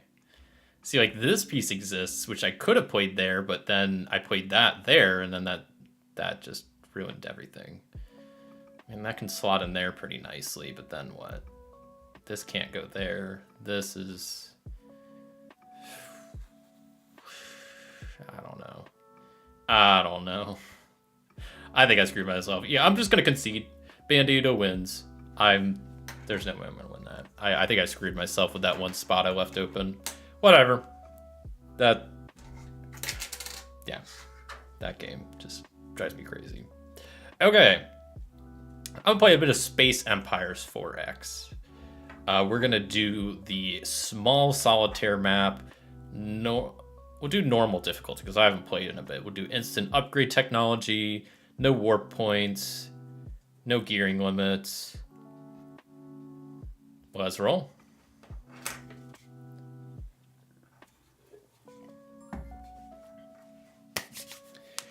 Fair warning, it has been a bit since I've played. I genuinely think the last time I've played this game was the last Board Game Arena stream I did, which was like almost 2 months ago now, I think. I did it like end of December. So forgive me if I forget some of the rules or my strategies aren't the best. So we'll send everybody out that way. Minor, we'll go with them. Colony ships, we'll just follow all the scouts. I do like this game. It's one game it's one of the reasons I wanted to play this, because I want to play it more and get better at it, and I want to get some of the expansions and start using some of the advanced ships. Like, I think this game is so cool. Colonize there and colonize there. We got 2 colonizations right off on the first turn, so that's pretty good. Not a bad way to start. We got to be careful. I mean, there is a black hole somewhere in our starting system, so something to be aware of. Why can't I click on the scout? Sometimes the clicking just doesn't seem to register. Maybe I'm just being too impatient, but scout will go here. Minor goes there. Other scout goes there, and we're chilling with the end of this turn. Okay, all right. Oh, nice. Landed on a mineral that I can tow back right away, and I'm adjacent to the homeworld, so go ahead and deposit that. Not too bad. They can pop up here. Scout ship will follow. We'll have them kind of zigzag up and go forward. Then pop over and see if we can explore. Hopefully they land on a planet over here. They did not. Okay, unfortunate. So starting out, yeah, I don't have a lot of monies, so I think I just need... What was my normal thing? Doing another miner for sure. Wait, how many miners can I have total? Is it only 2 or is it 3? See, this is what it's been a while since I've played, so forgive me. See, when I hover over this, it says 1 of 2, so I think I can only have 2 total. And then do I just get a colony ship? 2 colony ships? How many colony ships do I need total? See, that's another thing. I think I need 5 total. No, 6. Because I'm not going to go for the barren world, especially on the small solitaire map. Maybe on the large solitaire maps, but even then I didn't... It feels like going for barren planets because you have to research terraforming, and then there's only 1 in your galaxy, so until you get like cruisers with the... what's it called? The exploration upgrade added. Like, it's not really worth it. Yeah, we'll lock in this and keep it rolling. So have that cruiser, that colony ship head there. Why aren't you moving? Okay, miner, go over that way. Other miner, go over this way. This guy can head over that way. I don't know. To meet up with like this scout in case they run into a planet. These guys will kind of zigzag around inwards first, and then kind of loop back around. This scout, yeah, we'll pop over here, see what that is, and then see what's happening after that. Let me zoom in a bit more. Okay, black hole has not been discovered yet. They can go over here. There's already a colony here. So we'll actually have scout move into that area. Colony ship meet up with them. Please move. I'll start freaking out if these things don't move. Colony ship moves there. Nothing was found there, so they'll go there. Lots of minerals over here. Good thing we got the mining ship en route, but I guess not quick enough because I'm probably not going to be able to at least deposit any of these this turn. That's okay though. Why is this like lagging a little bit? It's like a browser game. How could this possibly be lagging? Oh no. Oh. So that was unfortunate that we found the black hole with the scout and the colony ship, but luckily they both rolled ones, which for the black hole roll is good. Because you need, on a D10, it's a 1 to 6, the ship survives, and on a 7 to 10, it's destroyed. So both of them somehow survived the black hole, which I'm very happy about.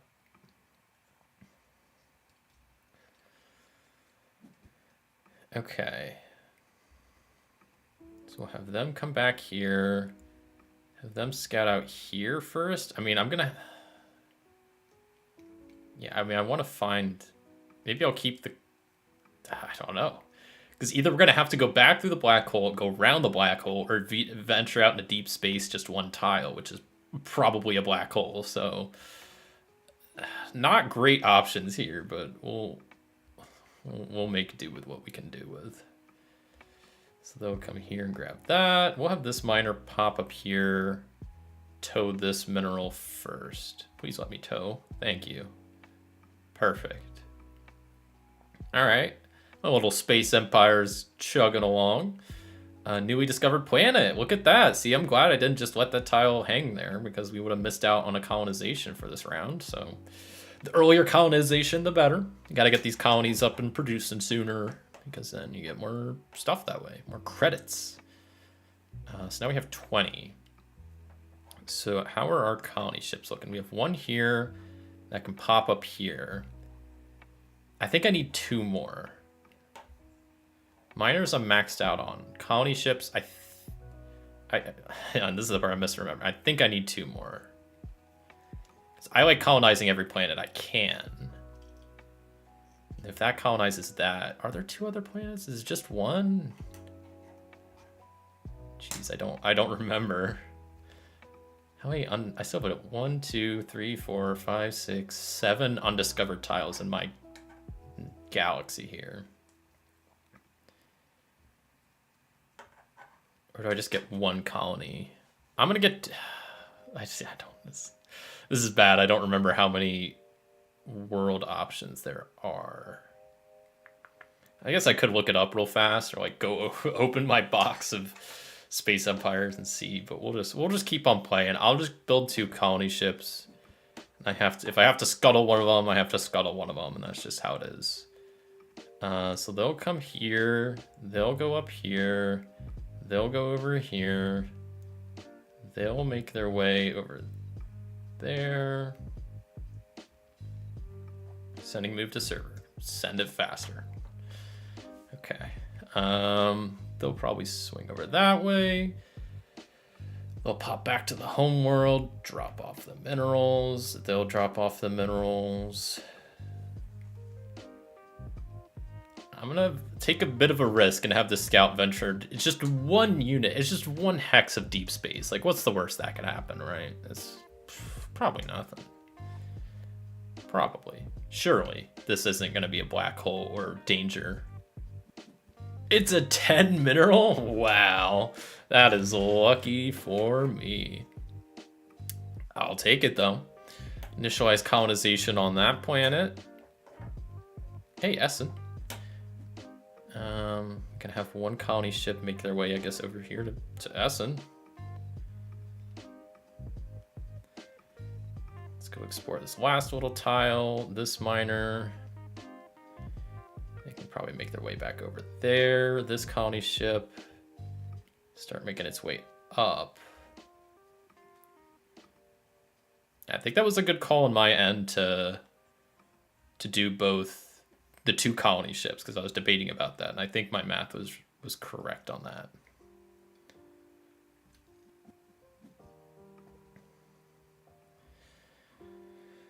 So then what, these guys need to come over here. They go to Essen. We'll go ahead and just initialize colonization. They can come here and tow mineral. Pop over to Sheldon. No, you. Pop over to Sheldon. Drop off mineral. Colony ship makes its way towards... Let me click on it. There we go. Scout goes over here. Other scout. I guess they could start venturing into deep space and just like probably die in the process. But you know what? That's just how it is. It's a scout's life. It's costing me money keeping them around. So if they die exploring the galaxy, then that's a worthy cause in my book.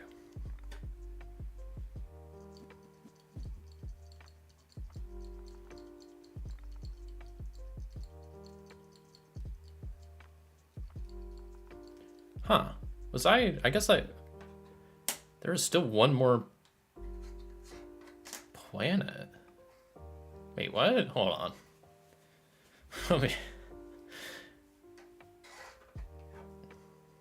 Because I think at this point my whole galaxy is explored, right? So I have one colony ship that's heading up to Omicron. This one just colonized here at Essen. Then we have this Vortigern planet, Vortigern. So I think I need another colony ship. One more. I need to start doing ship size and attack, because in 4 economic phases, the Doom Machine #1 is appearing. So I need to be prepared for that. Okay, that looks decent. Ish. Yeah, I guess I did need that extra colony ship, which, I mean, I don't have to like colonize every single planet. I don't know why I wouldn't. I mean, it gets me more stuff, it gets me more credits, it gets me more places to build shipyards and bases and all that good stuff. So I don't see why I wouldn't, but I'll actually scout a little bit more out. They will go this way. They're coming up here to Omicron. Initialize colonization. This guy will pop up here to Sheldon. Tow mineral. This scout come over here. Start exploring deep space. Probably die in the process. We still have all 3 scouts for now, but I don't think that's going to last very much longer. There goes one. Totally fine. Totally fine. So we'll have this colony ship make its way there. This colony ship can drop off to Essen. Or that miner, I guess. They can pop over here to deposit that there. This scout ship found another 10 mineral. Okay. Go off. Oh, and they didn't even get destroyed. They just got moved out of the space because it was a supernova. I thought that was a danger in space, but it was a supernova, which just moves you around. So all 3 scouts are still alive, which is fine. I'd actually prefer if they really weren't, but I mean, it's fine they are. Okay, well, there goes one of them. Let's start getting rid of some more, hopefully. I don't really want these guys around much longer. I feel bad saying that, but they're just costing money. It's just maintenance, repairs are expensive.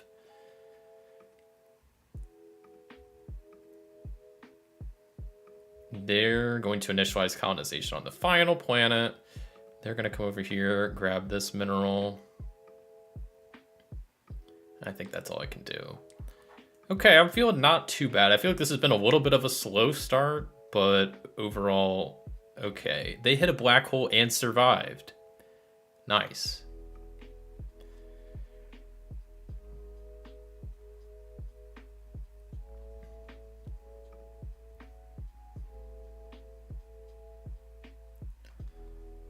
So my homeworld, I probably want to build a ship.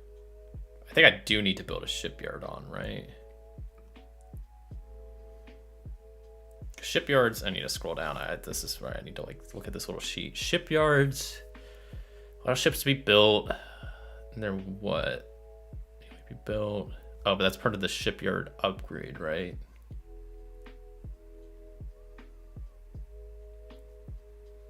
So if anything, I need to upgrade the shipyards, but I can't, so...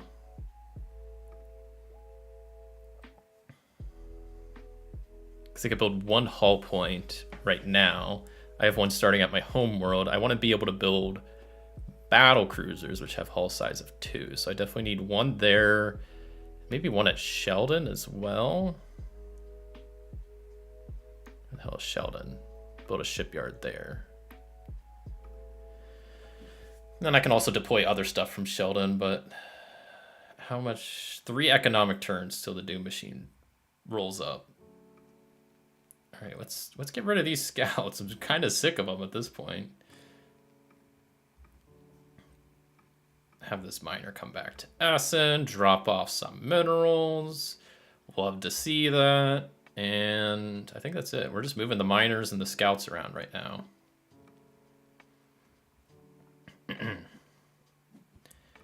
This is the luckiest scout I've ever seen. They've hit 3 different black holes this game, and then they've survived every single one. Ridiculous. Absolutely ridiculous. Luckily, this miner can tow this, so we're going to get a little 10 material. Love to see that. This miner, I don't know, can come back here and grab that 5 before they venture up here. I think that's all we can really do, right? Yeah. They got lost in space, so they moved to a different... Oh, they found shipwreck. It's right next to a planet, too. These are the luckiest scouts I have ever had. I might just scuttle this one. You know what? No, I don't want to. I'd want them to die in space. Sounds harsh, but that's just the reality of it.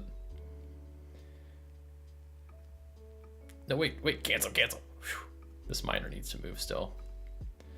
Was close. It wouldn't have been the end of the world. It just would have been one movement behind for the miner gathering their minerals up. So now I definitely need to upgrade shipyard. I need to upgrade attack. I need to start building some battle cruisers, right?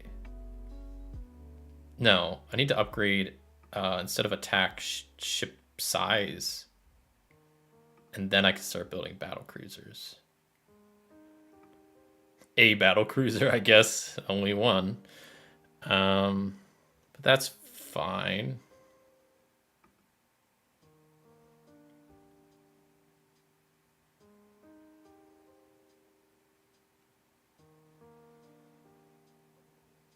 Actually, I'd rather build attack first. Yeah, I'm gonna be way behind.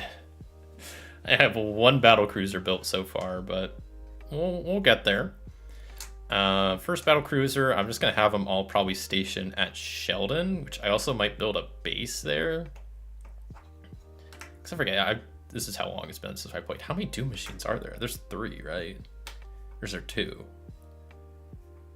Does it say somewhere down here?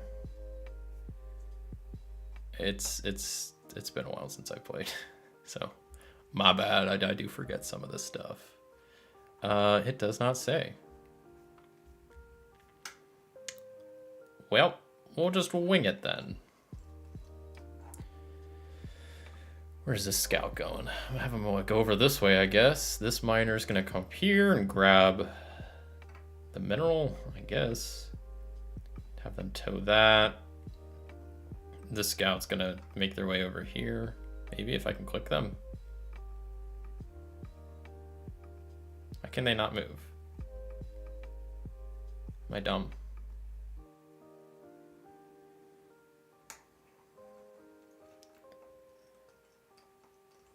Oh, I think it just, since it entered an asteroid field, it ends its movement for the turn, which kind of sucks, but what are you gonna do? That was my bad for just having it charge into an asteroid field, I guess. So I'll have that, deposit that, then move up to Sheldon. Have them come over here. So can they still not move? How come they can move out, but they can't? I don't know. Whatever. Okay, and then this miner, I don't know, is going to come over here and grab these, but there's so many minerals left on the map. These miners are going to be busy for a while here. So deposit that. Have them come over. What is going on? Why can't I? I'm so confused. Why can't I move?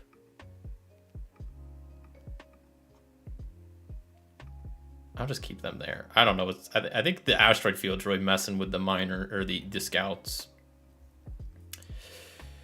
Whatever. I don't care.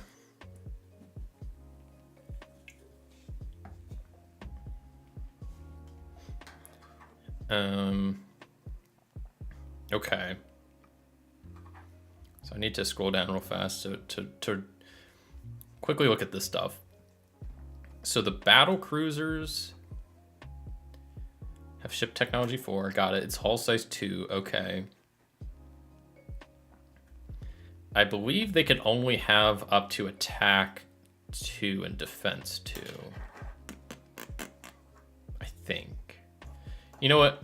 I'm gonna be right back. I'm gonna go grab my Space Empires box and rulebook because I want to also double check on like the Doom machine count and whatnot.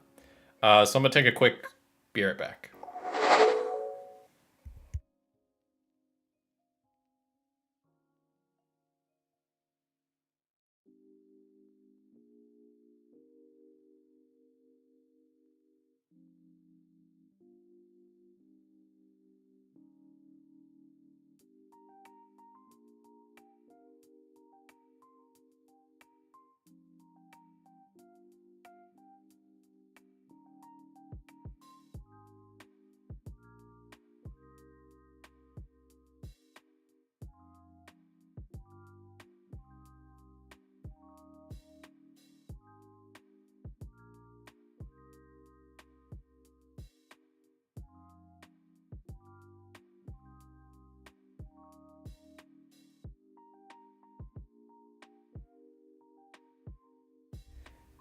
Okay, where is my...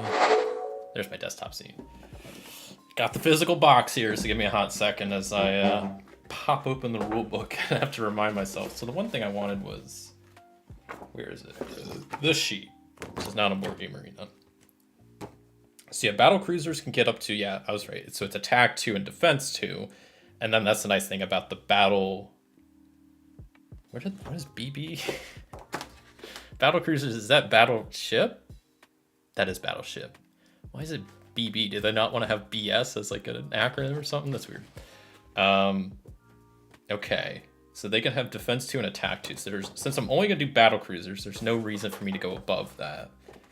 And the other thing I want to check then is this Doom Machine scenario book. Since I'm playing on normal, there's 3 Doom Machines. See, it's been so long since I played. And they'll be on round 7, 9, and 10. Cool. Good to know. That's all I needed a quick refresher on. Man, I like this game a lot. This game's so fun. It's seriously like, I know it's like, it says in the title it's a 4X game, but it's like the first board game that really, to me, feels like an actual like civilization building game. Like, it's awesome. That's why I just want to keep playing this game. And I really want to learn the advanced like ships and whatnot because I haven't even touched those yet. And then I really want to also, I think there's like 2, 3 expansions for this game. I've heard some of them are really good, so I want to keep playing this game, learning all there is to it. So, so I'm already at attack 2 and defense 1. My homeworld has shipyards. Why does it say 5? 5 units? So I can make, what, 2 battle cruisers here, at least? Yeah, I can make 2 battle cruisers. What if I upgrade that? I could do more, but we'll... I guess I'll max up my attack. And then Sheldon, can I build a base? How much is a base? It's 12 and I have 13. So we'll build a base there. Ideally, we're going to try to lure the first Doom machine to there. Though we can't really lure them. It's just, since it's a more central place, if they happen to go there, then that works out well for us. Okay, we'll go for that.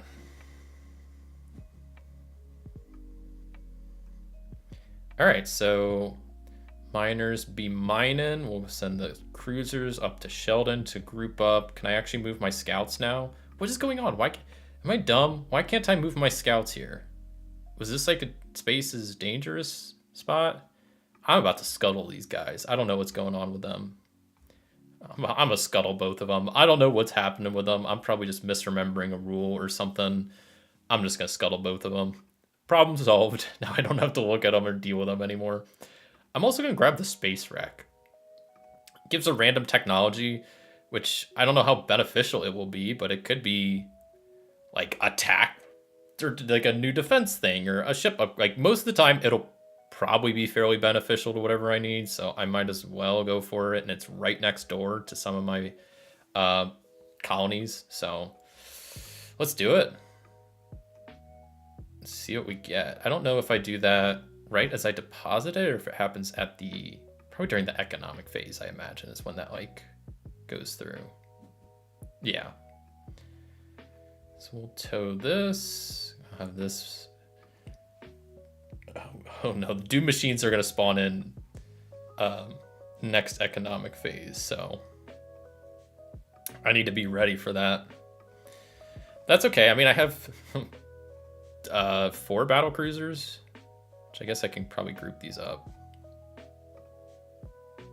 We got a group of 3 now. I mean, it was max group 6, right? So as long as I can get 3 more essentially next turn, then that'll be okay. I probably also need to build another shipyard here, so I could build 2 here and 1 here, and then move them all there. Really flying by the seat of my pants here, but we're maybe gonna get. Let's see, what was the? Oh god, it spawned over there. Oh no. Also, the game glitched out, but I've had this happen. I just have to refresh.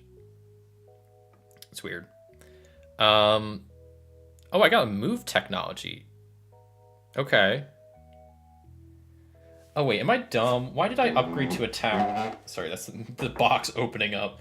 Why did I upgrade to attack 3? I just looked at the thing and saw that I can't even get attack 3. That was dumb of me. That was really dumb of me. I guess I just need to build 2 battle cruisers there and 1 at Sheldon, but I can't. Can I build a shipyard? But shipyards don't take effect this turn. That sucks. That sucks. I'm not the smartest. These were not good moves. These were not good plays that were just happening. So now I can't upgrade my defenses. My attack is overly upgraded. My move is upgraded to 3? That can't be right, because I don't think I upgraded that before, but I'm at movement level 3, which is, I'll take it, but it's not really going to help me much. I already have a base here. And that's just going to, that's going to hit Fion first, and then go here. 1, 2, 3. And here. I think then it's going to target Sheldon, I believe. If I remember how, because the Doom machine just always goes towards the nearest settlement.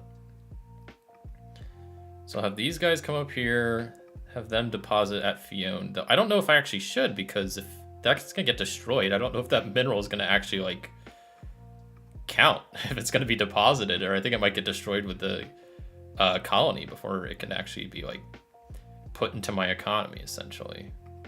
I forget how that works. These battle cruisers will chill. Let's see how the Doom machine moves. I believe it moves towards this place first. It's gonna move there. Yeah, okay. don't love that, but we can maybe make it work.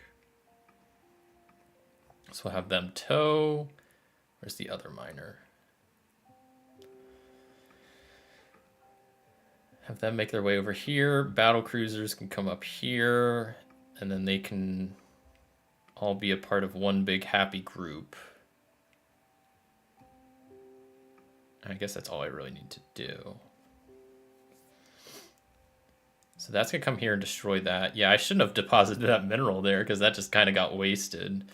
Oh well, not the end of the world. I guess I was kind of stressing about the battle cruisers, but I forgot it takes a while for the new machine to get to the settlement, so like I kind of have some time.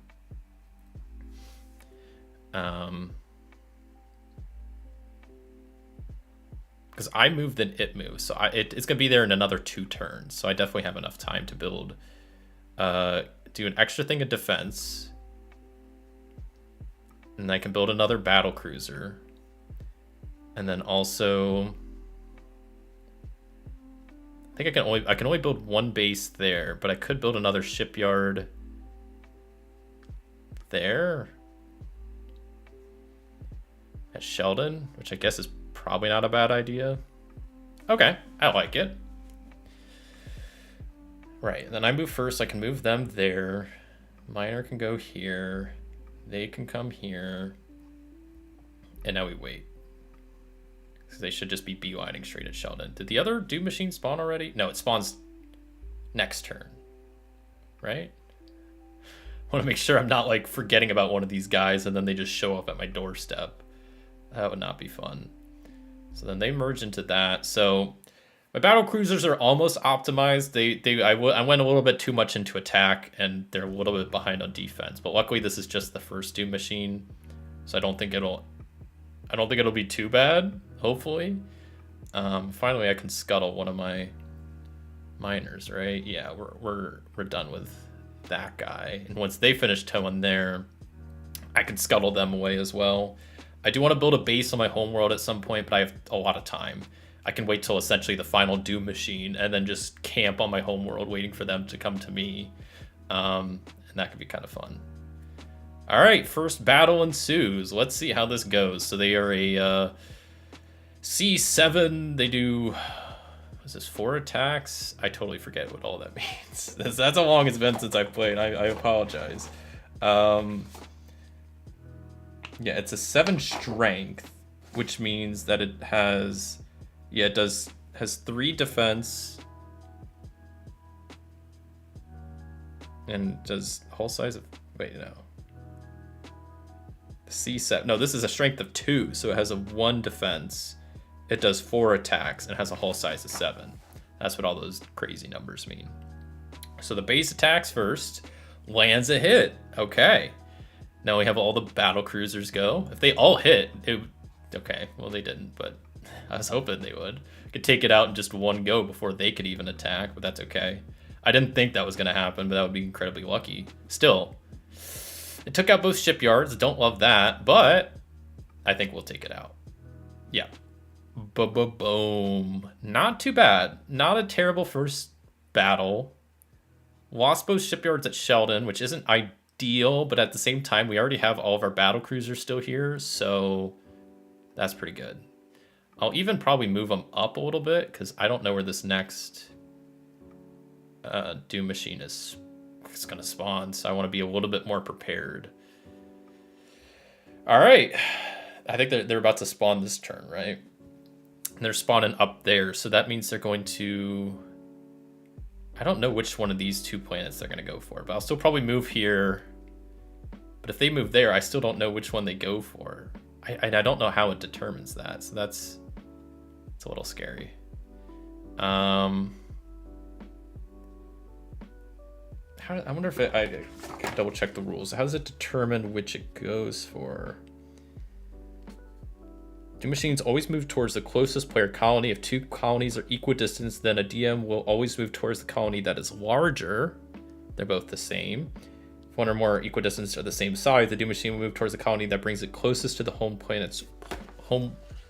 world's planet.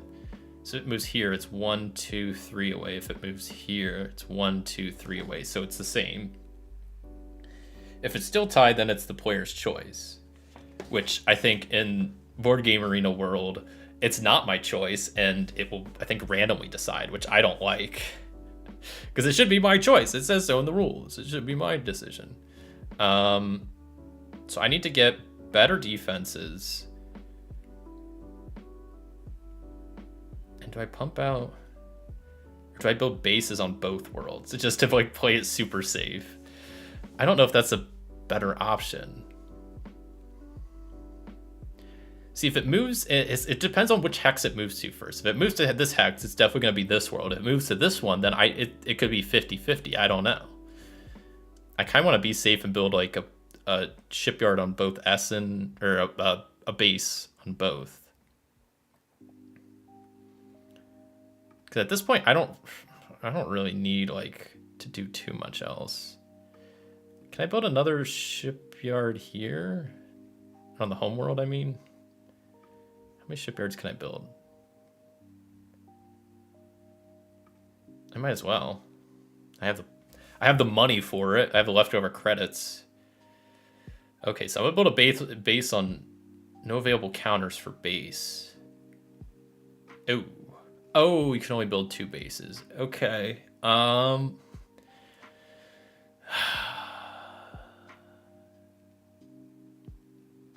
don't know. This sucks because I have no idea how this is gonna play out. I'm gonna bet money it's gonna attack Essen. I think that's, well, if that's the case, I'm not gonna build another shipyard, and I'll build a battle cruiser instead. If I can only build 1 base. I really don't. It all depends on how this thing moves. I'm still gonna move my battle cruisers just to be ready, but I'm worried because this is unpredictable. Let's see how this moves. This will determine everything. Oh, that was the spot I didn't want it to go, because now it's a complete 50-50 chance. Because they're both the same size. 1, 2, 3. 1, 2, 3. They're both the same distance away from the home world. Finally, I can drop off this last bit of mineral and scuttle this miner, so I don't have to worry about them anymore. I'll move this up here, but I don't know which it's going to attack. I don't know. This is driving me crazy. Because I'm pretty sure, like the rules say, in this case it should be my decision. But I think Board Game Arena will just randomly decide, which I don't love. Oh, and it attacked that one. That was unlucky. The base doesn't even land the first hit. Lands a second hit. Can we get one more hit on it? No. And it healed up all of that. And then it completely bypassed that. Oh, no. Oh, this is bad. I'm lucky I still have a decent amount of movement left. That's the only thing that's kind of benefiting me right now. But where's it going to move next? Probably there. And it's another 50-50. It moved. Oh, I'm so screwed. That was not what I thought it was going to do. I guess it always does move to the closest planet. I should have just kept my guys there, but it just destroyed that other planet. Oh, this is bad. This is not good. At this point, I might just camp my home world. I don't know what else to do. Just double battle cruisers and we'll just camp it. I don't know. Also, when did I make my defense 3? Because that was also a waste. I don't know why I keep doing that. I guess it does. My base can benefit from that, but like, I don't know, if it was worth it. When I need to wait here for this Doomsday Machine, and this one's going to just destroy like 3 colonies on the way here. They're both going to get here on the same turn? Do I have to fight them at the same time? How is that going to work? Let's see what damage this base can do. They missed like all of their shots. Sucks to suck, man.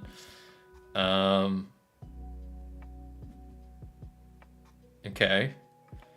I don't know what's about to happen. I don't think I'm gonna win this because I have 2 Doom Machines coming at me at once. They're both gonna be at the base next. Oh god. I can build a base here, right? Can I build 2 bases? There's only 1 base per thing. I'll build an extra shipyard, I guess, to absorb some of the damage that's about to happen. Oh no. Well, this next turn determines it all. Let's see how this ends. Zoom in on this action here at this home world. Okay, so the weaker one goes first. Can I wipe it out before it hits me? That would be super lucky. So far, we're 3 for 3 attacks. This is good. Okay, we missed our first. 4. We just need to get to 8. 5. This is looking good. We missed 1. We can only miss 1 more. Oh boy, these next 2 have to land. No, we're not going to wipe them out in 1 turn. That's not great. Okay, shipyards have been attacked. Can shipyards land any damage? I mean, they have to roll really good to hit this. They landed a hit? I'm surprised. Okay, not that bad of a fight. I mean, we haven't won it yet, but I think it's over at this point. If my battle cruisers could land a hit, please. There we go. Okay. So now this is for all the marbles. We have to defeat this last battle cruiser. We do have a decent amount of shipyards to absorb damage first, but they're gone already. So now the battle cruisers will be taking damage. And they just can't land a hit right now. We're at 2 out of 9. 3 out of 9. Okay, we missed 1. 4. Come on. Please get me to like 6 or 5. Please, just land another hit. Okay. We got another hit. Base goes, then they go. Wow, they only wiped out 1 cruiser. I thought it was going to be a lot worse. I forgot, we have decent defense. So we're at 6. We have 8 cruisers left. 7 damage. I think we got this. I think this is it. We have 3 cruisers to land 1 more hit. And we also have the base. And that's it. Whew. Oh, that was a good game. 40 minutes. Yeah, that took probably a bit longer than since it's been a while since I've last played, but still a heck of a lot shorter if I would have played that physically than on Board Game Arena. That was a fun one. I like that game. I kind of want to play that more. Excuse me.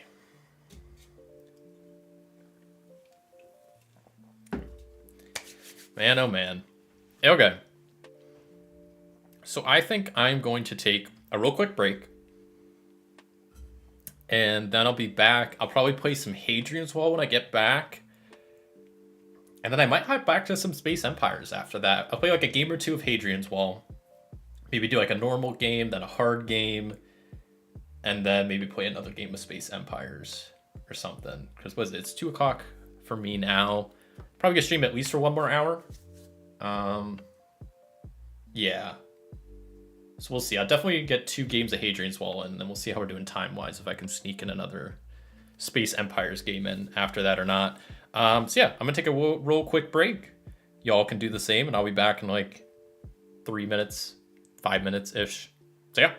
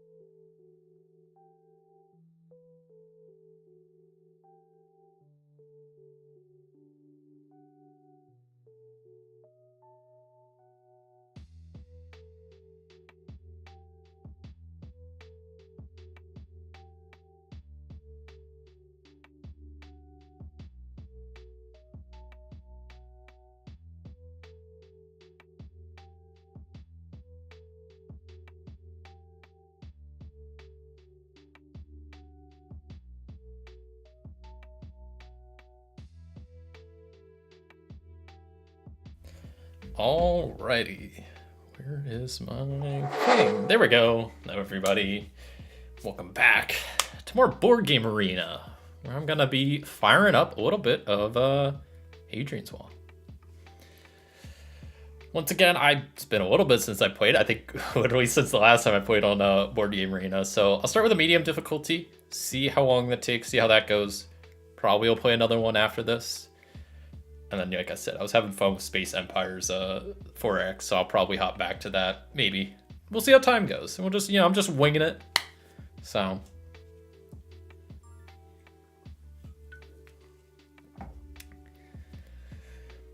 All right, wow, this I have to really zoom in to see these. I guess it. So completed citizen tracks or filled temples. Boy, for my first path card, temples are tough. So I'm gonna go with this citizen track. And all right, we're rolling. Can I like zoom in? Why does this feel like so zoomed out?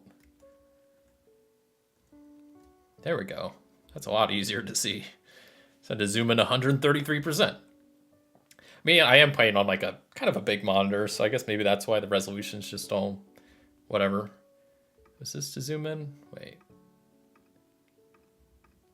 Oh, that's a weird zoom. Whatever. Okay. So what do I have to work with? Got a soldier, a couple villagers. Those are servants. I was like, what are the red ones? Why are they not purple? That's weird. I don't know why that's like that. That's fine though. So what do I want to focus on? So citizen tracks, if I want to do that, usually you really need at least the small gardens, and if not, the large gardens as well. Also, as early on as I can, I like trying to build the hotel and the small workshop. Getting extra villagers, citizens, and builders to use is quite good. So I think that those will be kind of my focus first part of this game. So I'm gonna start building out the fort a little bit. Using some of my builders there, we'll build out the wall a little bit.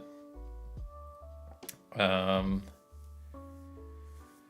see, I do have a couple of servants, which I guess I could use them down here on mining and foresting to get some more stone. I have a decent amount of stone now. Decent amount of servants. I would need... I also can't, like, I really can't dilly-dally when it comes to my cohorts. I need to focus on that. Do my discards show anywhere? Is that what this is? Ah, perfect. So the right is technically, by a slim margin, the least likely. So either straight or left. I'm gonna go just straight ahead, gun-ho. I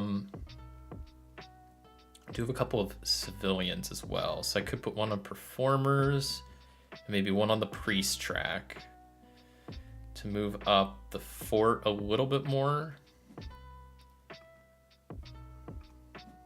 Because I have all this stone, so I can spend stone on the wall. That gets me another civilian. Put the civilian on this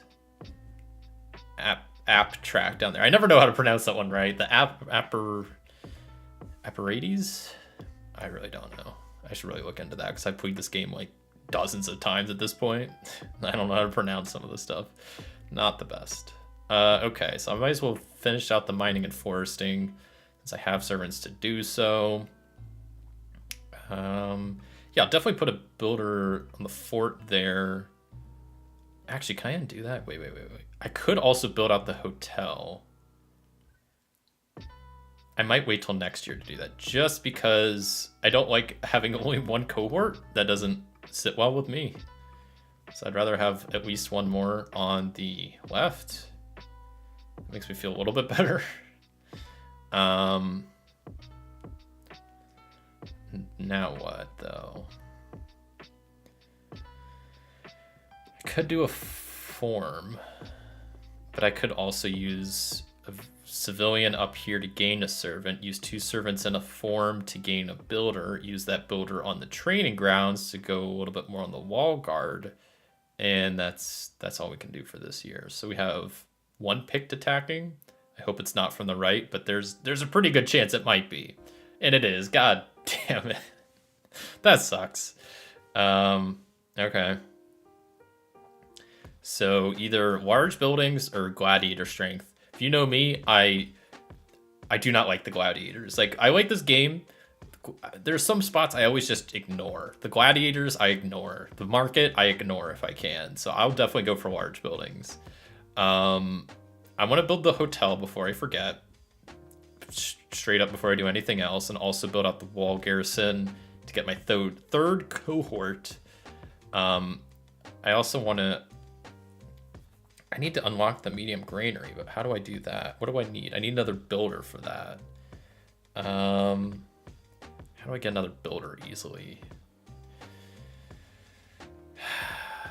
What do I do? I need another builder, because if I want to build a medium granary to help spend some of my servants. Could go towards the market a little bit, spend some of my civilians there, I guess. Get a builder, build the medium granary. That lets me spend my servant up there, which gets me more production. And another resource. Okay. Now what, though? I have a soldier, which I could put on the fort or the wall guard. Neither really helps. I might as well put him on the fort. Could spend a stone to get me a civilian. So I got 2 civilians and 2 stone to work with. Yeah, it'd be great if I could, like... Yeah, I don't know. I don't know what I want to do here. I don't have many great options, if I'm being honest. I could spend 2 civilians somewhere to do something, but... what would I even do with them? I guess I could also do a form to get a builder, put the builder on the wall, and then spend a stone, but that wouldn't really do much.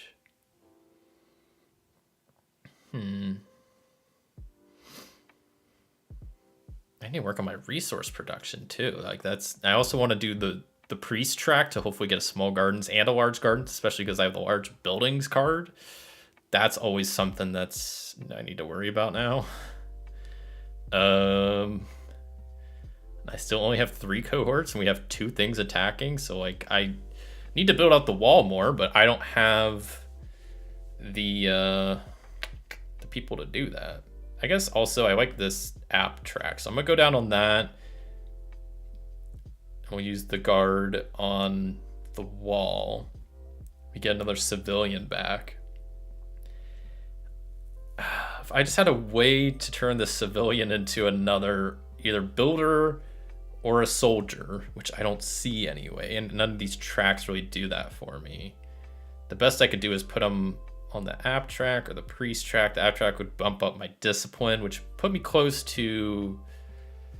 I'd be 1 spot away on the discipline track to getting an extra builder, but that doesn't help me this turn. Yeah, this isn't great.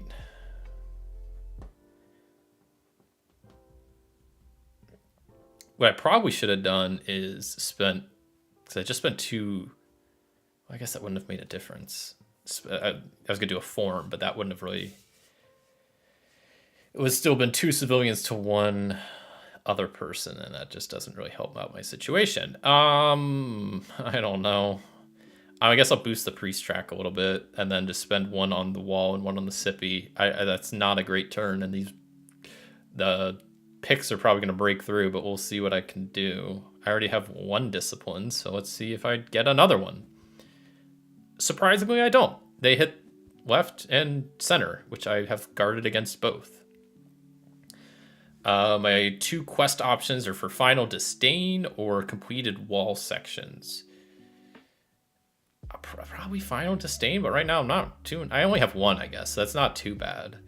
I'm gonna go ahead and build the small workshop while I'm thinking about it, because I like having that available. I'm gonna go ahead and build up the wall once with a builder, so I can build out the next part of the the fort, so I can build out the next part of the wall. Let's see what's been discarded. We got right. So center looks most likely at the moment. Okay.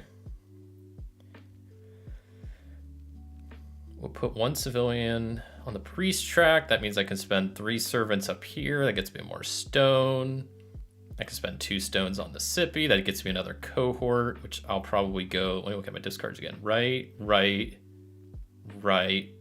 There's only 1 left, so left is most likely. So we'll go left.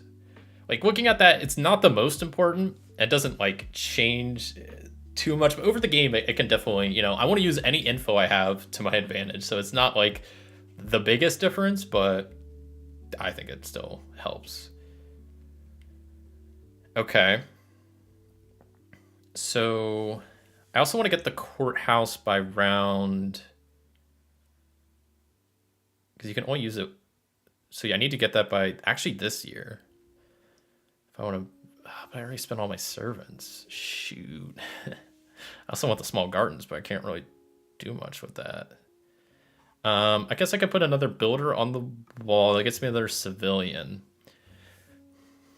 I could go for the small gardens, and then that would get me another builder back, wouldn't it? Right? Am I mathing that right?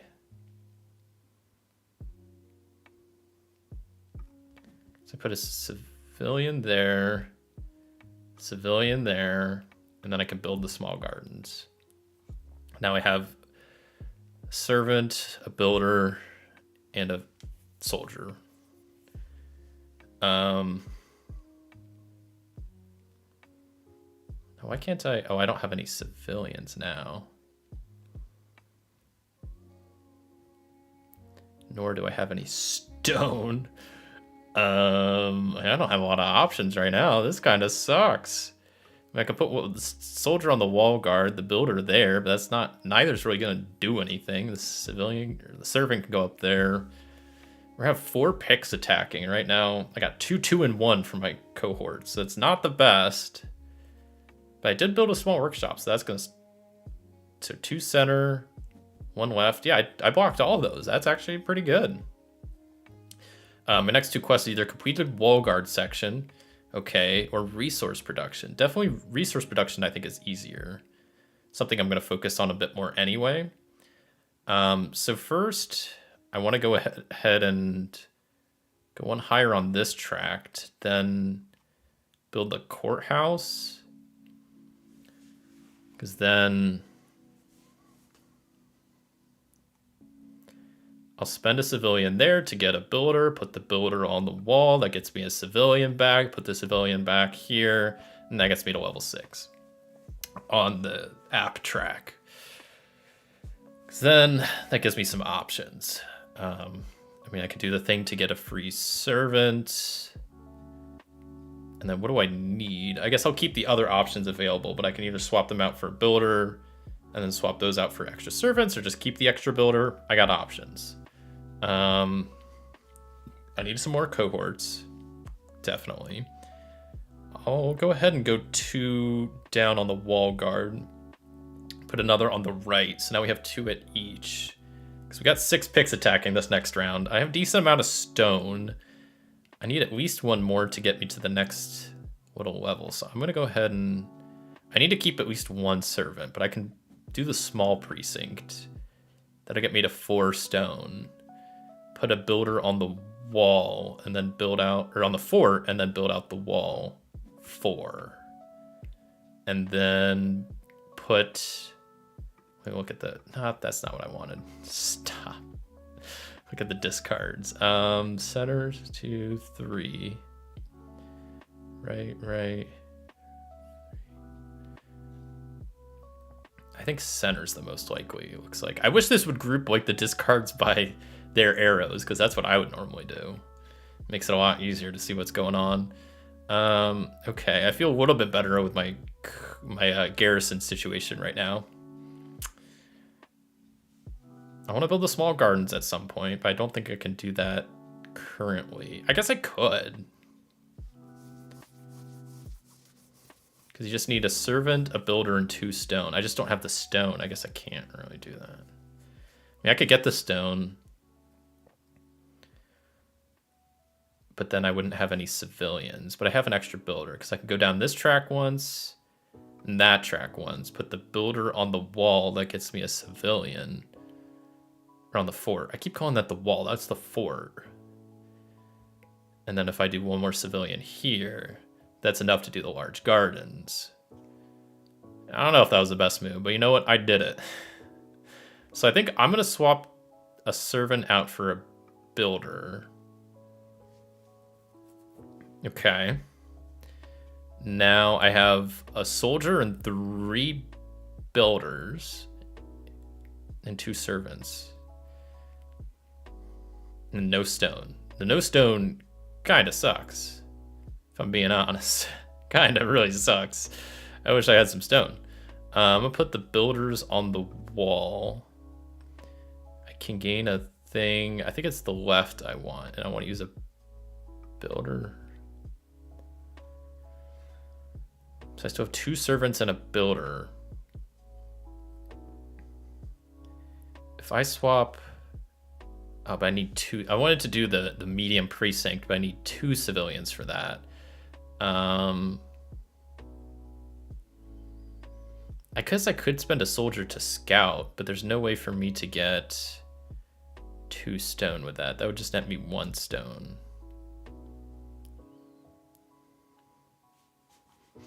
So that would get me 1 civilian. I guess I could build the medium precinct, right? So if I send a soldier to scout. Oh, and then I forgot I can use the neutral cards, right? So I can then scout like that. That gets me 2 stone.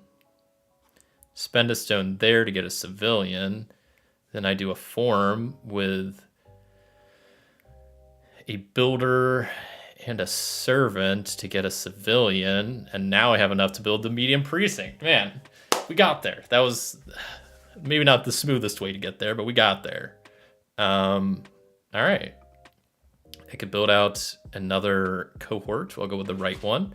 And we'll build out the wall a bit more. And then I have 1 builder left, which I could swap out and do the courthouse for 2 servants. So I don't have any current use for servants.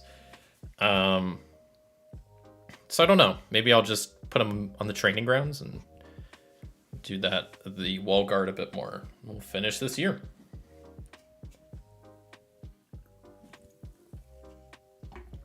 Did I block against all those? I think I did. Wow. Pretty even spread of 3, 2, and 2, which I like. Oof. Okay, the 2 quests are collected goods, which I hate that one. I'm definitely not going to do it. Or completed scout columns, which... not good for me, but I've already scouted a little bit, so I guess I can try for it. I don't normally scout too much, but I guess I have to now. I also want to try to build the large precinct, but that means I need to get all the way up on the trader's track, and I need a lot to do that. I need to also build the large granary, because I have the large buildings thing, so I need to get 4. Pretty sure the large granary counts as a large building. We have the large garden, so that's 2. I could build the large hotel, that'd be 3, and then I tried to build the large precinct, that could be 4. That's something. I don't know if it's good, it's something. Yeah, maybe I'm gonna max out the trader's track, and then what? I'm like 1 civilian short, so I can spend a stone on the wall, and that's enough to get the large precinct built. Okay, so now I just need to spend some builders on the fort to build that out, because I got all the stone now, so I need to start spending it. I'm gonna go center, I guess. Oh, that gets me a civilian back. Awesome, awesome. We'll spend another stone there.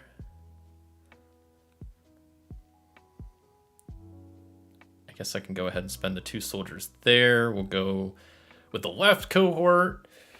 We still have 3 civilians and 2 stone left. Oh, and I have my courthouse I can still use. Perfect, perfect. So I can gain a servant and then do the old swap the servant for a builder and then the builder for 2 servants. Then spend both servants on mining and production. That's pretty good. What else? What else? I guess I need to maybe go down the patrician's track a little bit if I want to, at some point, scout again. So I'll spend 2 there, and then spend a soldier to scout.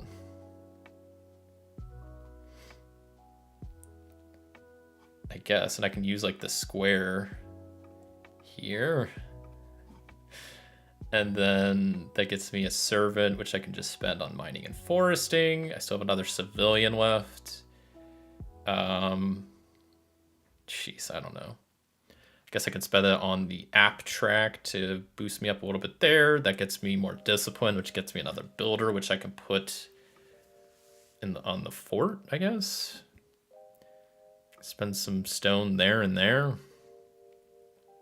I might just have to waste my last stone. I don't think there's anything else I can do with it. Nothing. So yeah, large buildings. Let's see, I have 1, 2, I have 4, so that's good. I need to also build the baths probably next year if I want to be down to 0 disdain. That's only 1 victory point, but it's still something. All right, let's see how this penultimate year goes. You have resources left. I mean, I don't think, let me double check. I don't think I can do anything with them. What can I do with just a single stone? Because I don't have any wall spots, no sippy spots. I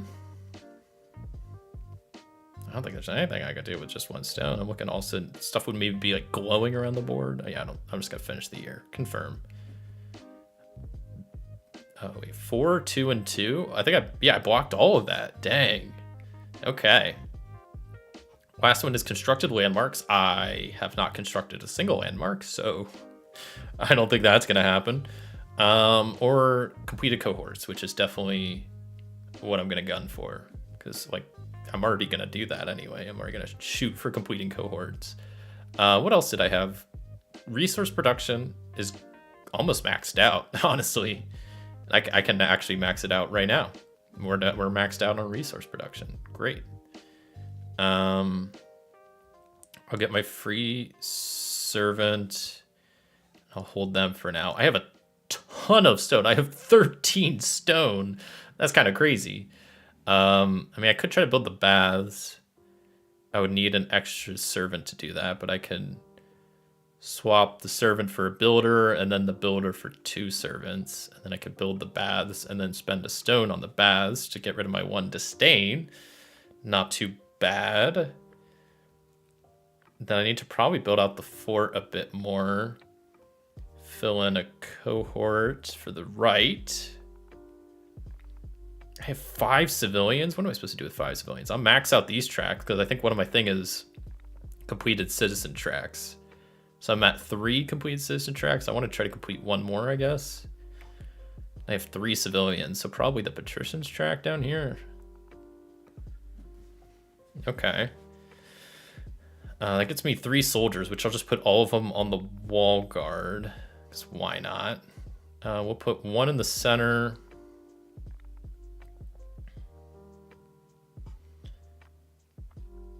Actually, I'm going to undo that last one. Well, I don't know. We'll see. I'll maybe hold on to them because I'm going to put a builder there, a builder there, stone there, stone there, stone there. That can go center. Then I have, what, 2 civilians? So I could finish the patrician's track. That leaves me with 1 civilian, which I'll just put on the performer's track, I guess.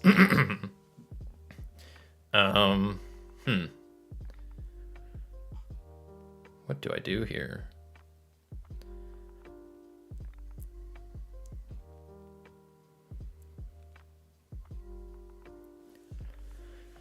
See, the issue is I haven't completed a single cohort, and I kind of need to.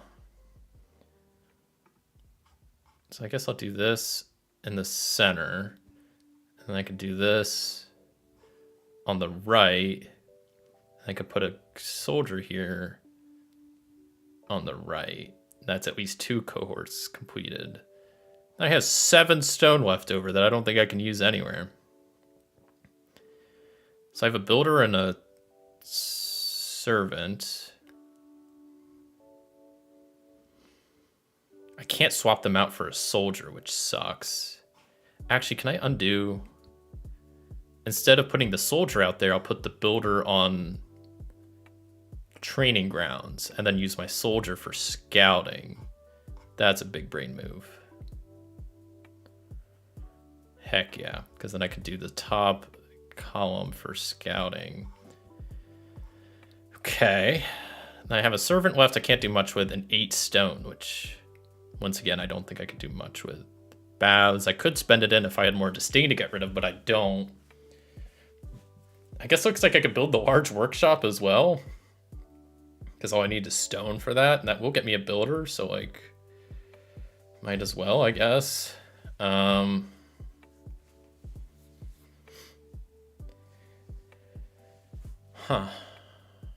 Okay, well, 4 stone, what else could I do? I could build the market, that wouldn't really help me much. I mean, I might as well build the market, because I don't know what else I'd do, and that would get me a bit of renown, and then I could buy some goods, I guess. Buy good number 1, good number 5, and that'll get me some extra renown. Once again, doesn't really do me much, but ooh, then I could spend that civilian I got on performers that gets me an extra soldier. The extra soldier I can spend to get the fighter and do a scout down here. Oh, that's big moves. Okay, I messed up my pattern. Don't yell at me, man. Hold on. This is big moves.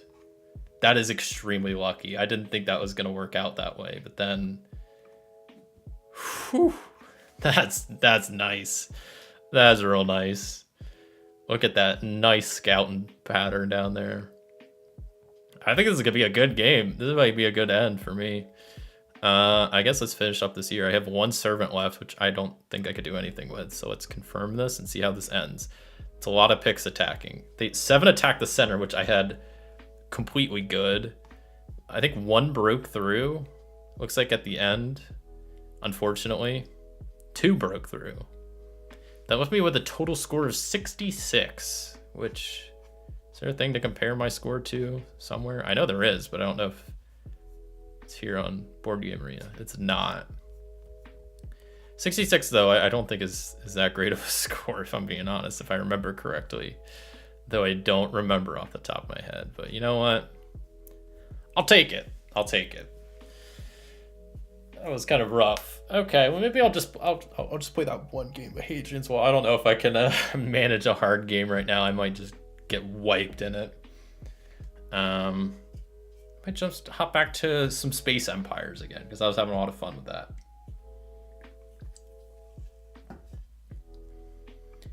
And maybe, I don't know if I want to do the large solitaire map, or maybe I do the small on hard, or maybe both. Who knows? I want to work my way up to the advanced rules at some point. Yeah, maybe I'll do the... Oh, there's normal, hard, and harder, and then good luck difficulties. So maybe I'll try the harder difficulty, like not the most extreme, but... Yeah. Yeah, we'll give that a shot. So we'll try the harder difficulty, small solitaire map, basic rules, instant upgrade technology. Let's rock and roll.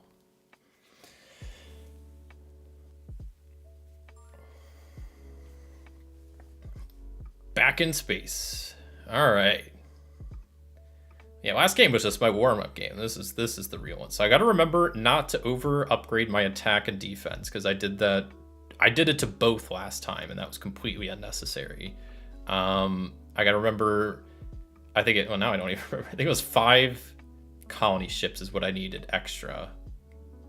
I should have maybe counted at the end of my last game, but I think it was 5, because I think the first time I got 2, then it's 2, then it's 1. It's kind of like the order to go in. Finding minerals right off the bat, decent, but I also want to make sure I want to at least get at least one colony ship colonized this round. I mean, ideally all 3, but 2 would be good, or at least 1. At least 1.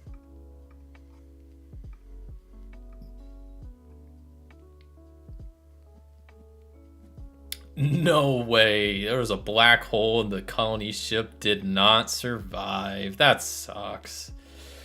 That's fine. Whatever. You know, it is what it is, I guess.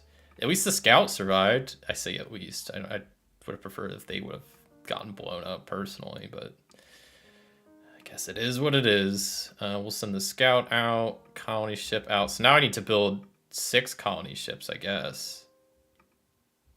Which kind of sucks. But at least I will have 1, well, maybe 2 colony ships working. Yeah, I'll have 2. That's not terrible, I guess. And I was able to bring 1 thing of minerals back. I just want to make sure like my early game resource production is really going strong. So I need to first prioritize getting another miner, 2 more colony ships.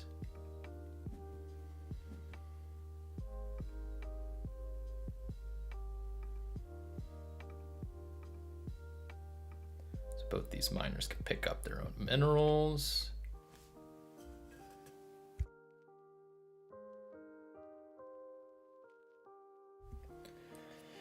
And then what are these colony ships doing? I guess they just both have to venture out a little bit towards the center. Scout will also maybe go towards the center first. It's not the most optimal route, but it is what it is. Have them kind of slide over and then maybe work their way up. Something like that. Let's hope for some good stuff we reveal. Okay. These miners are having pretty good luck at getting minerals close to colonies. So that's good. That'll help my early game, you know, economy a little bit. So they'll go here, and then probably like split. The scout come here, 1 colony ship can go here, 1 can maybe go up there. That looks pretty good. Let's see what we find. Okay, that worked out decently. We can initialize colonization there. At this point, I'm just going to have this one continue forward to Sheldon. No reason to backtrack all the way over here to Cerberus, because like it's just too far away at this point. And they could actually like start colonizing this round. So that's just like an extra round of credits and early colonization. Definitely seems like the better option. Have the miner come pick up some extra minerals. Scout be scouting. And we'll have this scout start moving forward.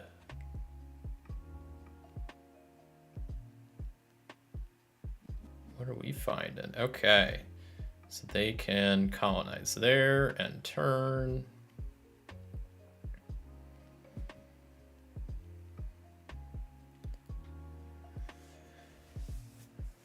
So I need to start upgrading ship size pretty early on.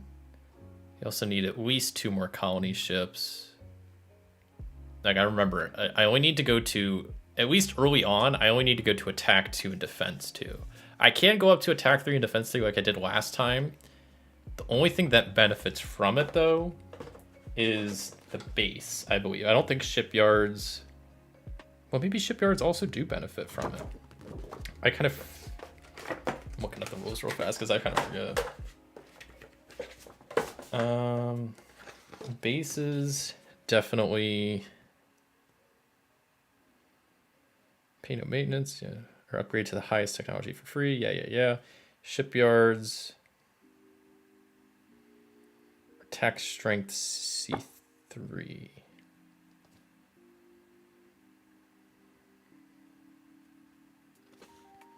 They're hull size 1, which means what?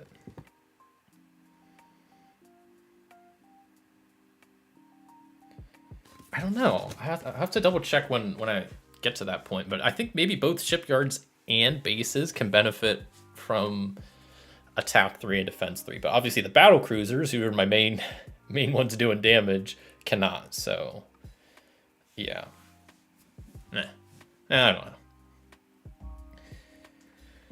All right, we are rocking and rolling. Not a great start. Losing a colony ship right off the bat was not ideal by any means. But luckily, like I said, the mineral placements are actually decent for our miners here, and our scouts be scouting, which is always good. So all in all, not too terrible, but could be better, could be worse.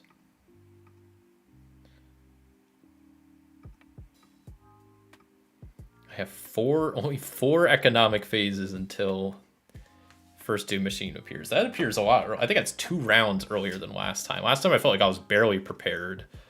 This time, that last game was my warm-up game. Like this is the real one. Lots of new stuff appearing. Cool. Have them come here.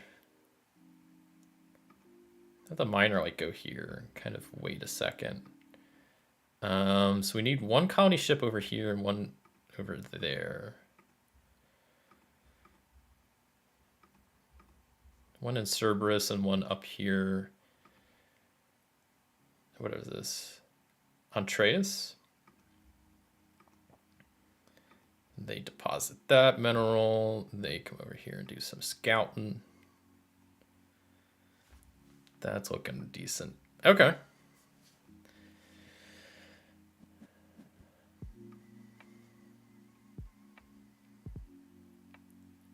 That's not what I wanted to see for this miner. Kind of wasted a turn with them, but that's okay. I was kind of banking on this scout revealing something there that I could then transport back, but that did not happen. So a little bit SOL there.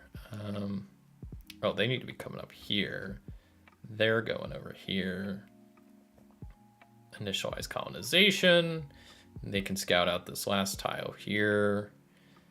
And then this scout can start going into deep space, I guess, because I think we're already done exploring our little neck of the woods here.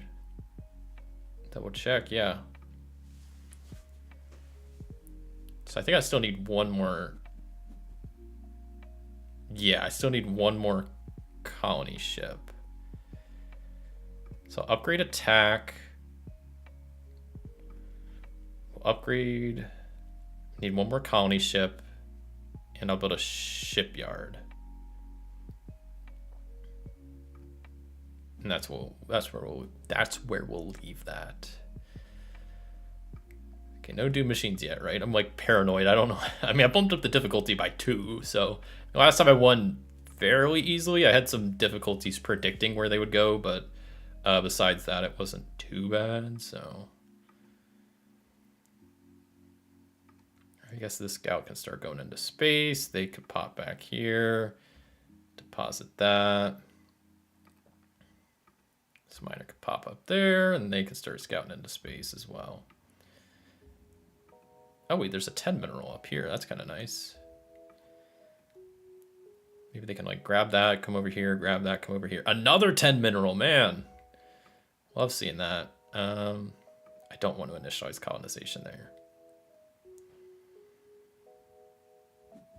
Because just no, it doesn't really matter if I were to do this planet or this planet at the moment. So I might as well do this planet so this colony ship has a lesser travel. I don't know if that really checks out, but that's the logic behind my thinking. Man, this is like, look at all these minerals here. This is just crazy. I mean, it's nice that they're all kind of in one area, so I don't have to like venture too far for stuff, but I'll have them come back here and grab this one first, just so that's taken care of, so then they can just focus on this front part, and this guy will start trucking their way up here. And I think that's all we need to do for this turn, right? Looks good. All right. Ugh.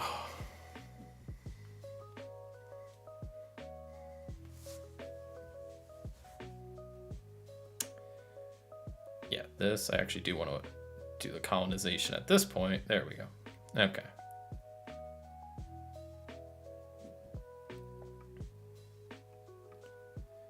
Who entered a black hole? Oh, they did. Well, they survived. Good for them.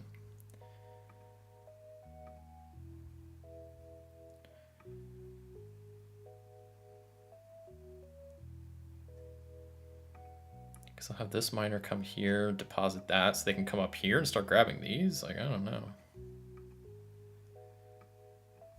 They'll come over here. Boom.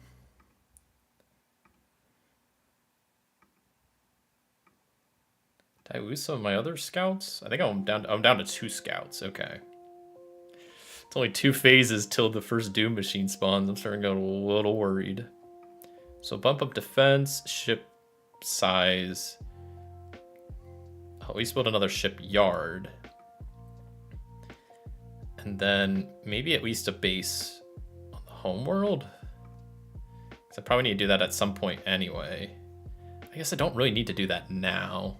I'll save some of my credits. You know what? I don't need to always spend everything I can. So we'll have this guy come here. Start colonizing that. It's the last planet that needs colonized. I'll have this miner come up here and start grabbing some of these sweet, sweet minerals up in the front. Man, this one discovered more 10 minerals. This is crazy amount of stuff.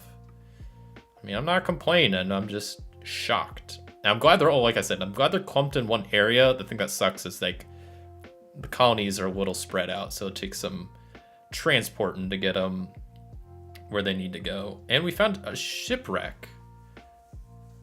I have to grab that first. That could be really good. That helped out last game. That bumped up my movement by, I think, 2, because I don't remember researching my movement, and it was at, like, movement 3. So that's kind of nice.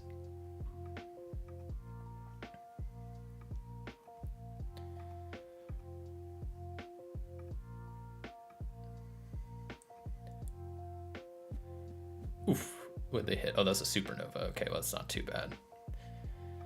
So this miner can tow this back to Omicron, deposit that. This miner can start making their way to the shipwreck. This scout can go around the supernova. What's this scout doing? A lot of nothing.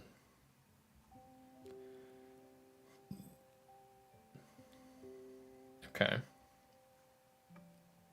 Is that it? That's it. Making sure I'm not... I just realized I am forgetting. There's a planet over here I've been neglecting. So my colony count was off by 1. Oh, that's gonna mess stuff up. That's not good. I think it might be too late to even, like, worry about it now. I mean, probably not, but, like, I don't know. So maybe on Sheldon, I'll build a shipyard.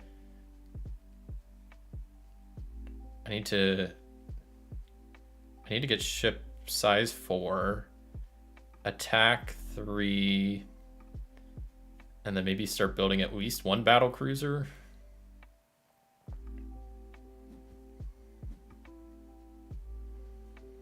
Because in that next economic phase, that Doom machine spawning in, and I have a single battle cruiser at the moment, so I do not feel prepared at all.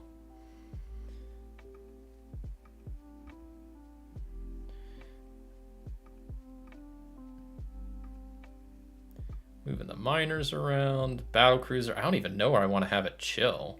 'Cause, I mean, this hasn't spawned in yet, so I don't even know, like, where it's gonna go. So I might just keep it at the home world.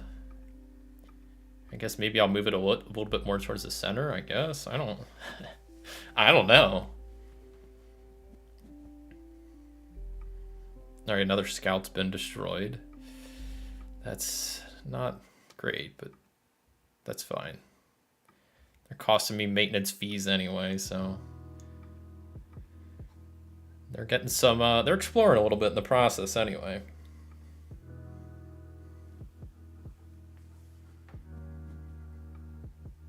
Man, this scout is just finding all the minerals.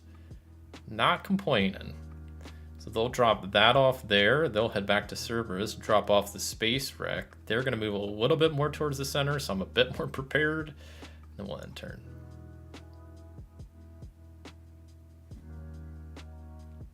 This guy's lost in space, so we'll move them to a new square.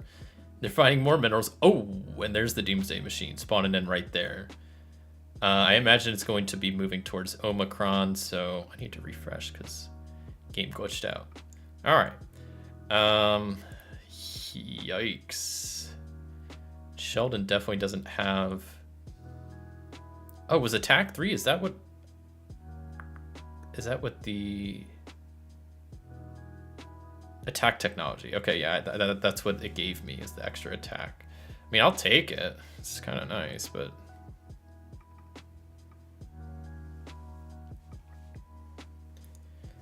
So I think Omicron is where it's going to attack first, but I think I'm going to have to just let that go down, and then they're going to hit Sheldon, and that's where I'm going to be, like, trying to wait for them. But they're going to be there this turn, and that's not good. Sheldon, I definitely can't. I need to build a base and a shipyard.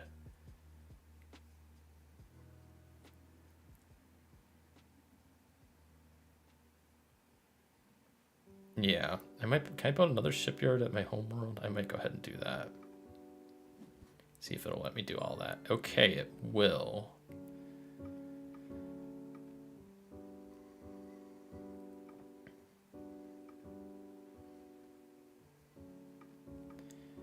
All right, I'm definitely concerned. This Doomsday Machine got here. It spawned a lot closer than I anticipated. And I do not have enough battle cruisers to fully deal with this, I feel like.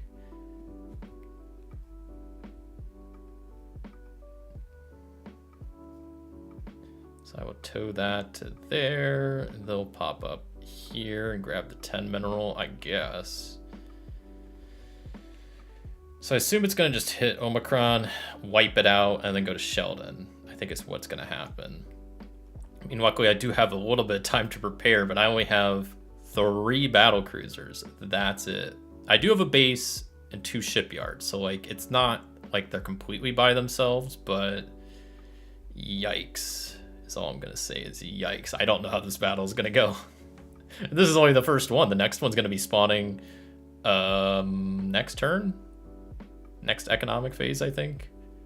I mean, this is the harder difficulty. I'm feeling the heat, but let's see how this goes. I'm a little nervous. I don't want to click end turn, but there's not much else I can do right now.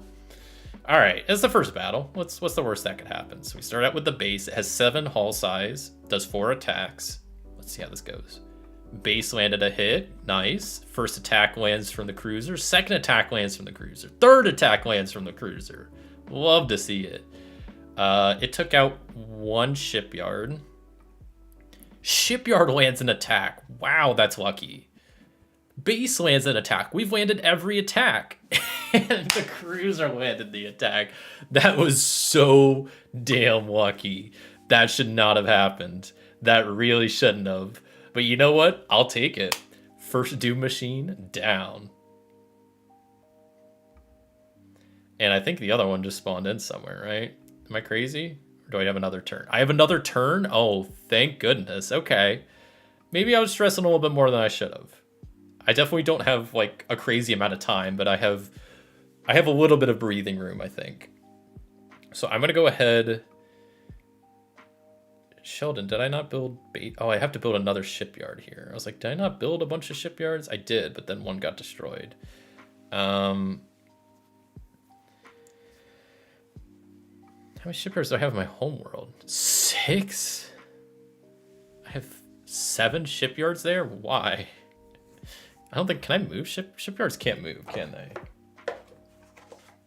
Right? Am I crazy?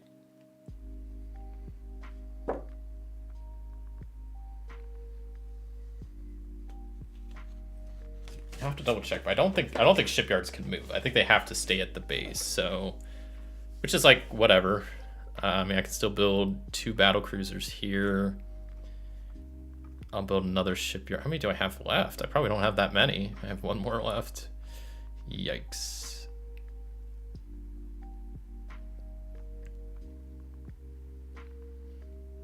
Anything else I could do, Sheldon? I guess I can maybe build a colony ship and go colonize Essen. I don't know if it's worth it this late in the game, but at this point, I mean, I don't know. I got nothing else to do with my leftover credits, and that's another colony that can distract a doomsday machine or whatever. I don't know. I'm glad. I mean, that first battle went pretty good, all things considered, so I'm not too upset, but it's only going to get harder. It's only going to get worse.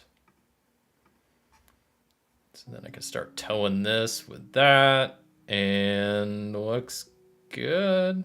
Yeah.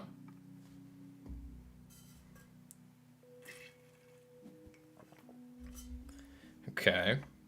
Have this colony ship come over to Essen. I probably should have done that like last round, to be honest, but you know what?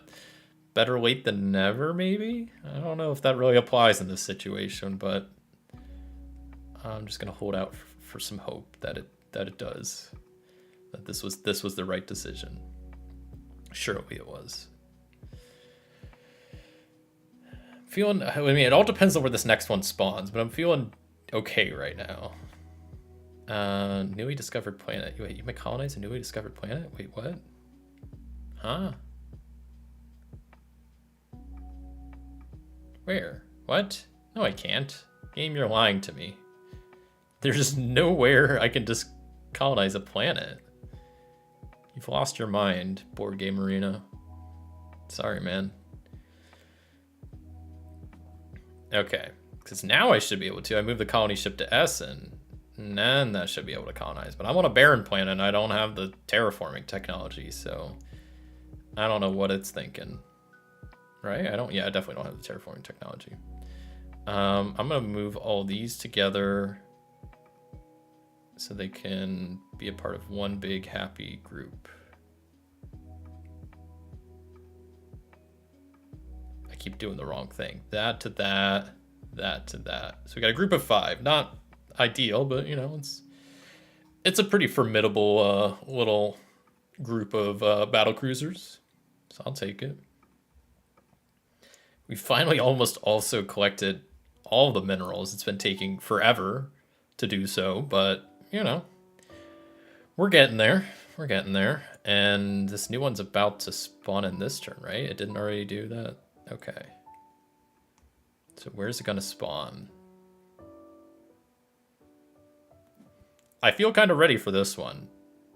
Okay.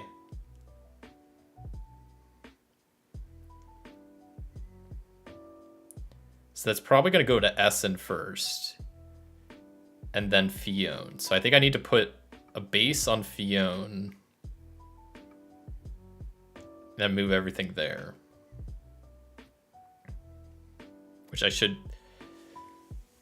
Well, it's not even going to get there this turn, right? 1, 2, 3. And then next turn it would be at Fione. So I do have some time. I'm going to go ahead and build 2 battle cruisers.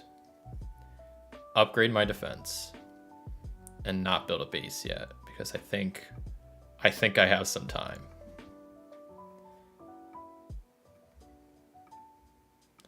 So I move all my cruisers over there, have this miner come out here and try to grab this last little bit of minerals in the process.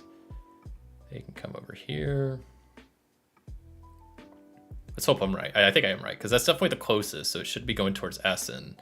Then after that, Fione would be the closest, so that's, I think, what's about to go down. This miner can also be scuttled, finally. Right? No more minerals around? Yeah, we'll scuttle them. They will make their way here. They'll make their way there.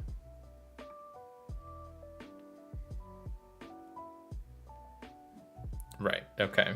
Good. I mean, not good, but at least it's doing what I think it's gonna do. Last game, I was really in some unfortunate spots where I didn't know how the Doom machine was gonna move, and that really left me in some awkward positions where I had to just leave it up to chance at what it was gonna do, which I didn't love.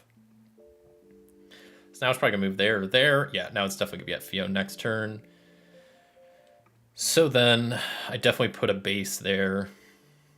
And maybe some shipyards. Or at least a shipyard to absorb some damage. Do I go ahead and bump up to defense 3? I don't think I do, actually. I think I maybe actually bump up shipyard production. Maybe not. Maybe I don't think it's worth it. We'll build a battle cruiser. Maybe another shipyard here. That looks pretty good. Will it let me do all that? Yes. Okay. Sweet. So this won't make it there in time, so I might as well just not even try. Okay, next battle on Fione. I have 7 battle cruisers, a base, and a single shipyard. But let's see how this goes.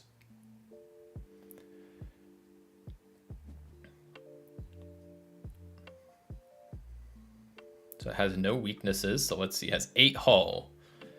The base misses its first attack. First battle cruiser hits. Second battle cruiser hits. Third battle cruiser hits. Oh my gosh. Fourth one misses. Fifth one misses. Sixth one misses. And the last 7th does land a hit. They took out the shipyard and landed 1 damage on one of the battle cruisers. The base lands a hit. So only needs 3 more damage. Shoot, that missed. There's another hit. 2 more damage. Come on, we got 4 more attacks. 1 more damage. We have 3 cruisers to hit at once. Nice. It is dead. So all we lost in the process was that 1 shipyard that I kind of put there as kind of just fodder to die anyway. So that works out pretty well. I didn't realize that this last Doom machine has already spawned and it's en route. So that's concerning. But luckily, I mean, it looks like it's going to go first to this Andreas, which is fine.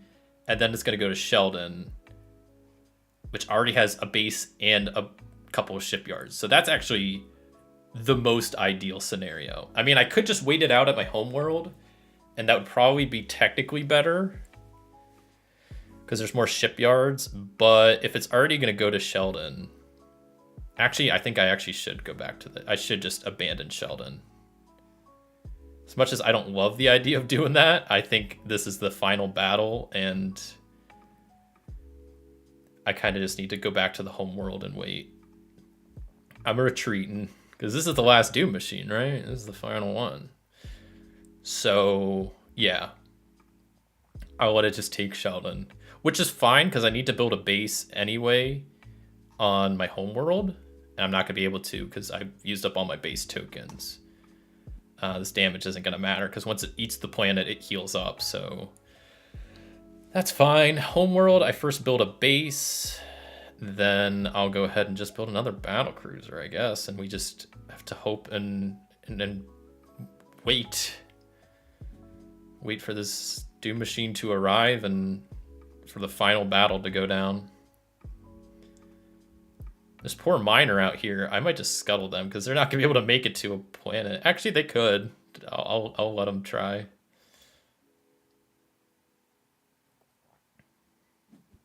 Oh, never mind. All right, I'm just going to scuttle this miner, put them out of their misery. All right, goodbye. They'll move here. I'll have a big party at the home world. Lots of cruisers here, but I can combine some of them. So we have 9 battle cruisers, 7 shipyards, and a base. And it's still going to take another... I'm going to have one more economic phase. So I'm going to be able to, like, build more stuff before they get there. Which I don't have much credits to work with. Not even enough to bump up defenses. But I have enough to build another battle cruiser and another shipyard. Which is good. Not that I need the shipyard, but it attacks shipyards first. So why does it do this? It drives me crazy. Okay. And now I wait. This is the final battle on my homeworld. 8 shipyards, a base, and 10 battle cruisers. There's no way this thing beats me. It's tough. It has 9 hull. It does 5 attacks. It's a B9 strength, so that's going to be tough to hit, but let's see how this goes. Let's see how this goes. All right, 9 damage. Base gets to attack first. Misses. It wipes out, I don't know how many shipyards it just wiped out. At least one. Let's see how many of my 10 cruisers can hit. First is a miss. Second, miss. Third, miss. Fourth, miss. Oh no. Fifth, miss. Sixth, miss. Seventh, miss. Eighth attack, miss. Ninth attack, miss. Oh, we got a hit. Last 10th attack does get a hit. I don't think the shipyards are going to hit, but that was a bad start. Shipyards, 2 of them miss. 3 of them miss. 4th missed. 5 missing. And the last one missed. Let's see if the base can land a hit. It did. We are losing shipyards very rapidly. It only has 3 damage out of 9. I am very concerned after that last round. First battle cruiser, miss. Second one, miss. Third, miss. Fourth, miss. Fifth, hit. Sixth, miss. Seventh, miss. Eighth, miss. 9, miss. Last one, please be a hit. Not a hit. And the shipyard's definitely going down. They're gonna start attacking the battle cruisers now. Can we just get it up to 5 damage? Yeah, the base landed a hit. They took out one of the battle cruisers. Not terrible, but they're gonna start hitting them more. Okay, we got another damage done, so we only need 3 more damage to kill them. Come on. 3 more damage, 3 more damage, 2 more damage. Come on. 1 more damage. We have 4 battle cruisers left to attack this round. Can one of them land the final hit? It's like the Death Star here. They did. Whew. Easy. That was not easy. That was not easy. But that went pretty good, all things considered. I had okay luck, especially with like the mineral placements. I had not great luck that I lost a colony ship early on to a black hole. Kind of slowed down my start. We did find some shipwreck that boosted our attack. I think that really helped in the end. And we had some pretty good placements of the Doom Machine. Like that they could have been a lot worse. That was on the harder difficulty. That was the second hardest difficulty behind good luck, which I don't think I've ever tried or beaten that difficulty before. So that was kind of fun. I don't know if I'm gonna be able to beat the good luck, because the good luck, let's see, it comes in 1 round earlier for the first 2, but it comes in earlier, but it looks like it is less strength. But still, I don't know if I could do the good luck difficulty. Whew. That was a fun one though. Heck yeah. Okay. Man, oh man. That's a fun game. I really like Space Empires. I'm so glad I've learned it, and I'm so glad also it's on Board Game Arena. Like, genuinely, that game took, I think it just said it took a half hour. I mean, if I were playing that physically, with setup and teardown, it would at least take double that, if not triple that amount of time.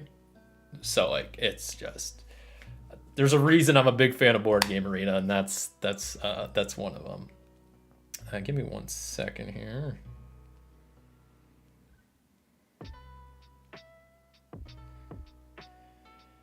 Okay.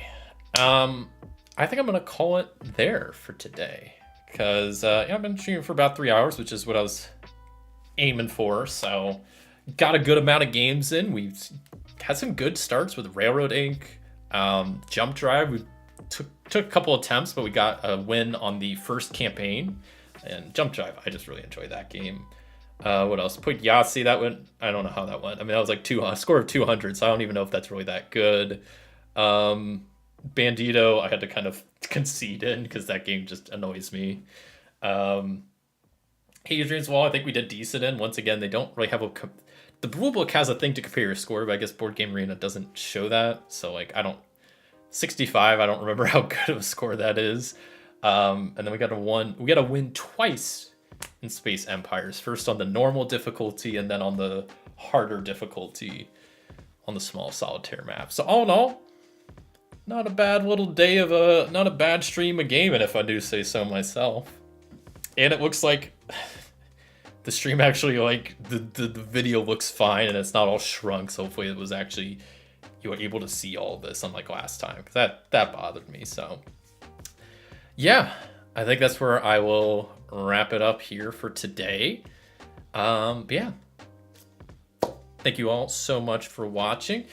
I'll shout out that on YouTube you can become a member of the channel to help support the channel. It's a paid thing. There's 2 different tiers, and if you sign up, any money I get through that, I would be directly putting back into the channel to help make the channel better, whether it's getting new video equipment, audio equipment, lighting equipment, overlays, emotes, badges, whatever. It'll all go directly back into the channel. You know, I have a full-time job outside of this, so it's not like this channel is helping, like, it's not like it's my job or anything. It's just a fun side thing. So any money I make from this channel will be funneled directly back into the channel. And I'm not using it to buy new games or anything. It's just going to go strictly into like new equipment, software, stuff like that. Anything to help enhance the stream. So if you want to become a member, you could do that by clicking the join button below. You get some cool perks on your end. You get custom emotes. You get a little badge next to your name on YouTube. If you become a tier 2 member, you also get early access to videos, and you get to, once a month, be a part of deciding one of my solo gaming Sunday streams, which tomorrow, that is my first tier 2 member decided stream. Right now there's only 1 tier 2 member, so one person was able to basically single-handedly decide what tomorrow's stream is, which I'll be playing For Against Darkness, a game I played a while back, and I'm returning to it with the Treacheries of the Troublesome Towns expansion that I went out and bought, and I've been recently learning. So yeah, that's what will be tomorrow's Solo Gaming Sunday stream, starting at 5 p.m. Eastern Time. I also have a Discord that you can join to get updates on when I go live, when I upload stuff. I also post my schedule on the Discord, and what's nice is the way I post my schedule, Discord converts it to your local time. So if you're not in Eastern Time, it'll do all the conversions for you, so you don't have to, like, in your head be like, oh, if this is 5 p.m. Eastern, what is this my time? It does all that for you, so I think that's a pretty nice feature. I also just chat about board games in there. Feel free to come in, hang out, post about games you're playing, any questions you might have, whatever. It's a cool place to hang out and get updates on the channel, so I just wanted to shout that out. But thank you all so much for watching. If you enjoyed the stream, a like would be greatly appreciated. And until next time, I'll see you. Peace.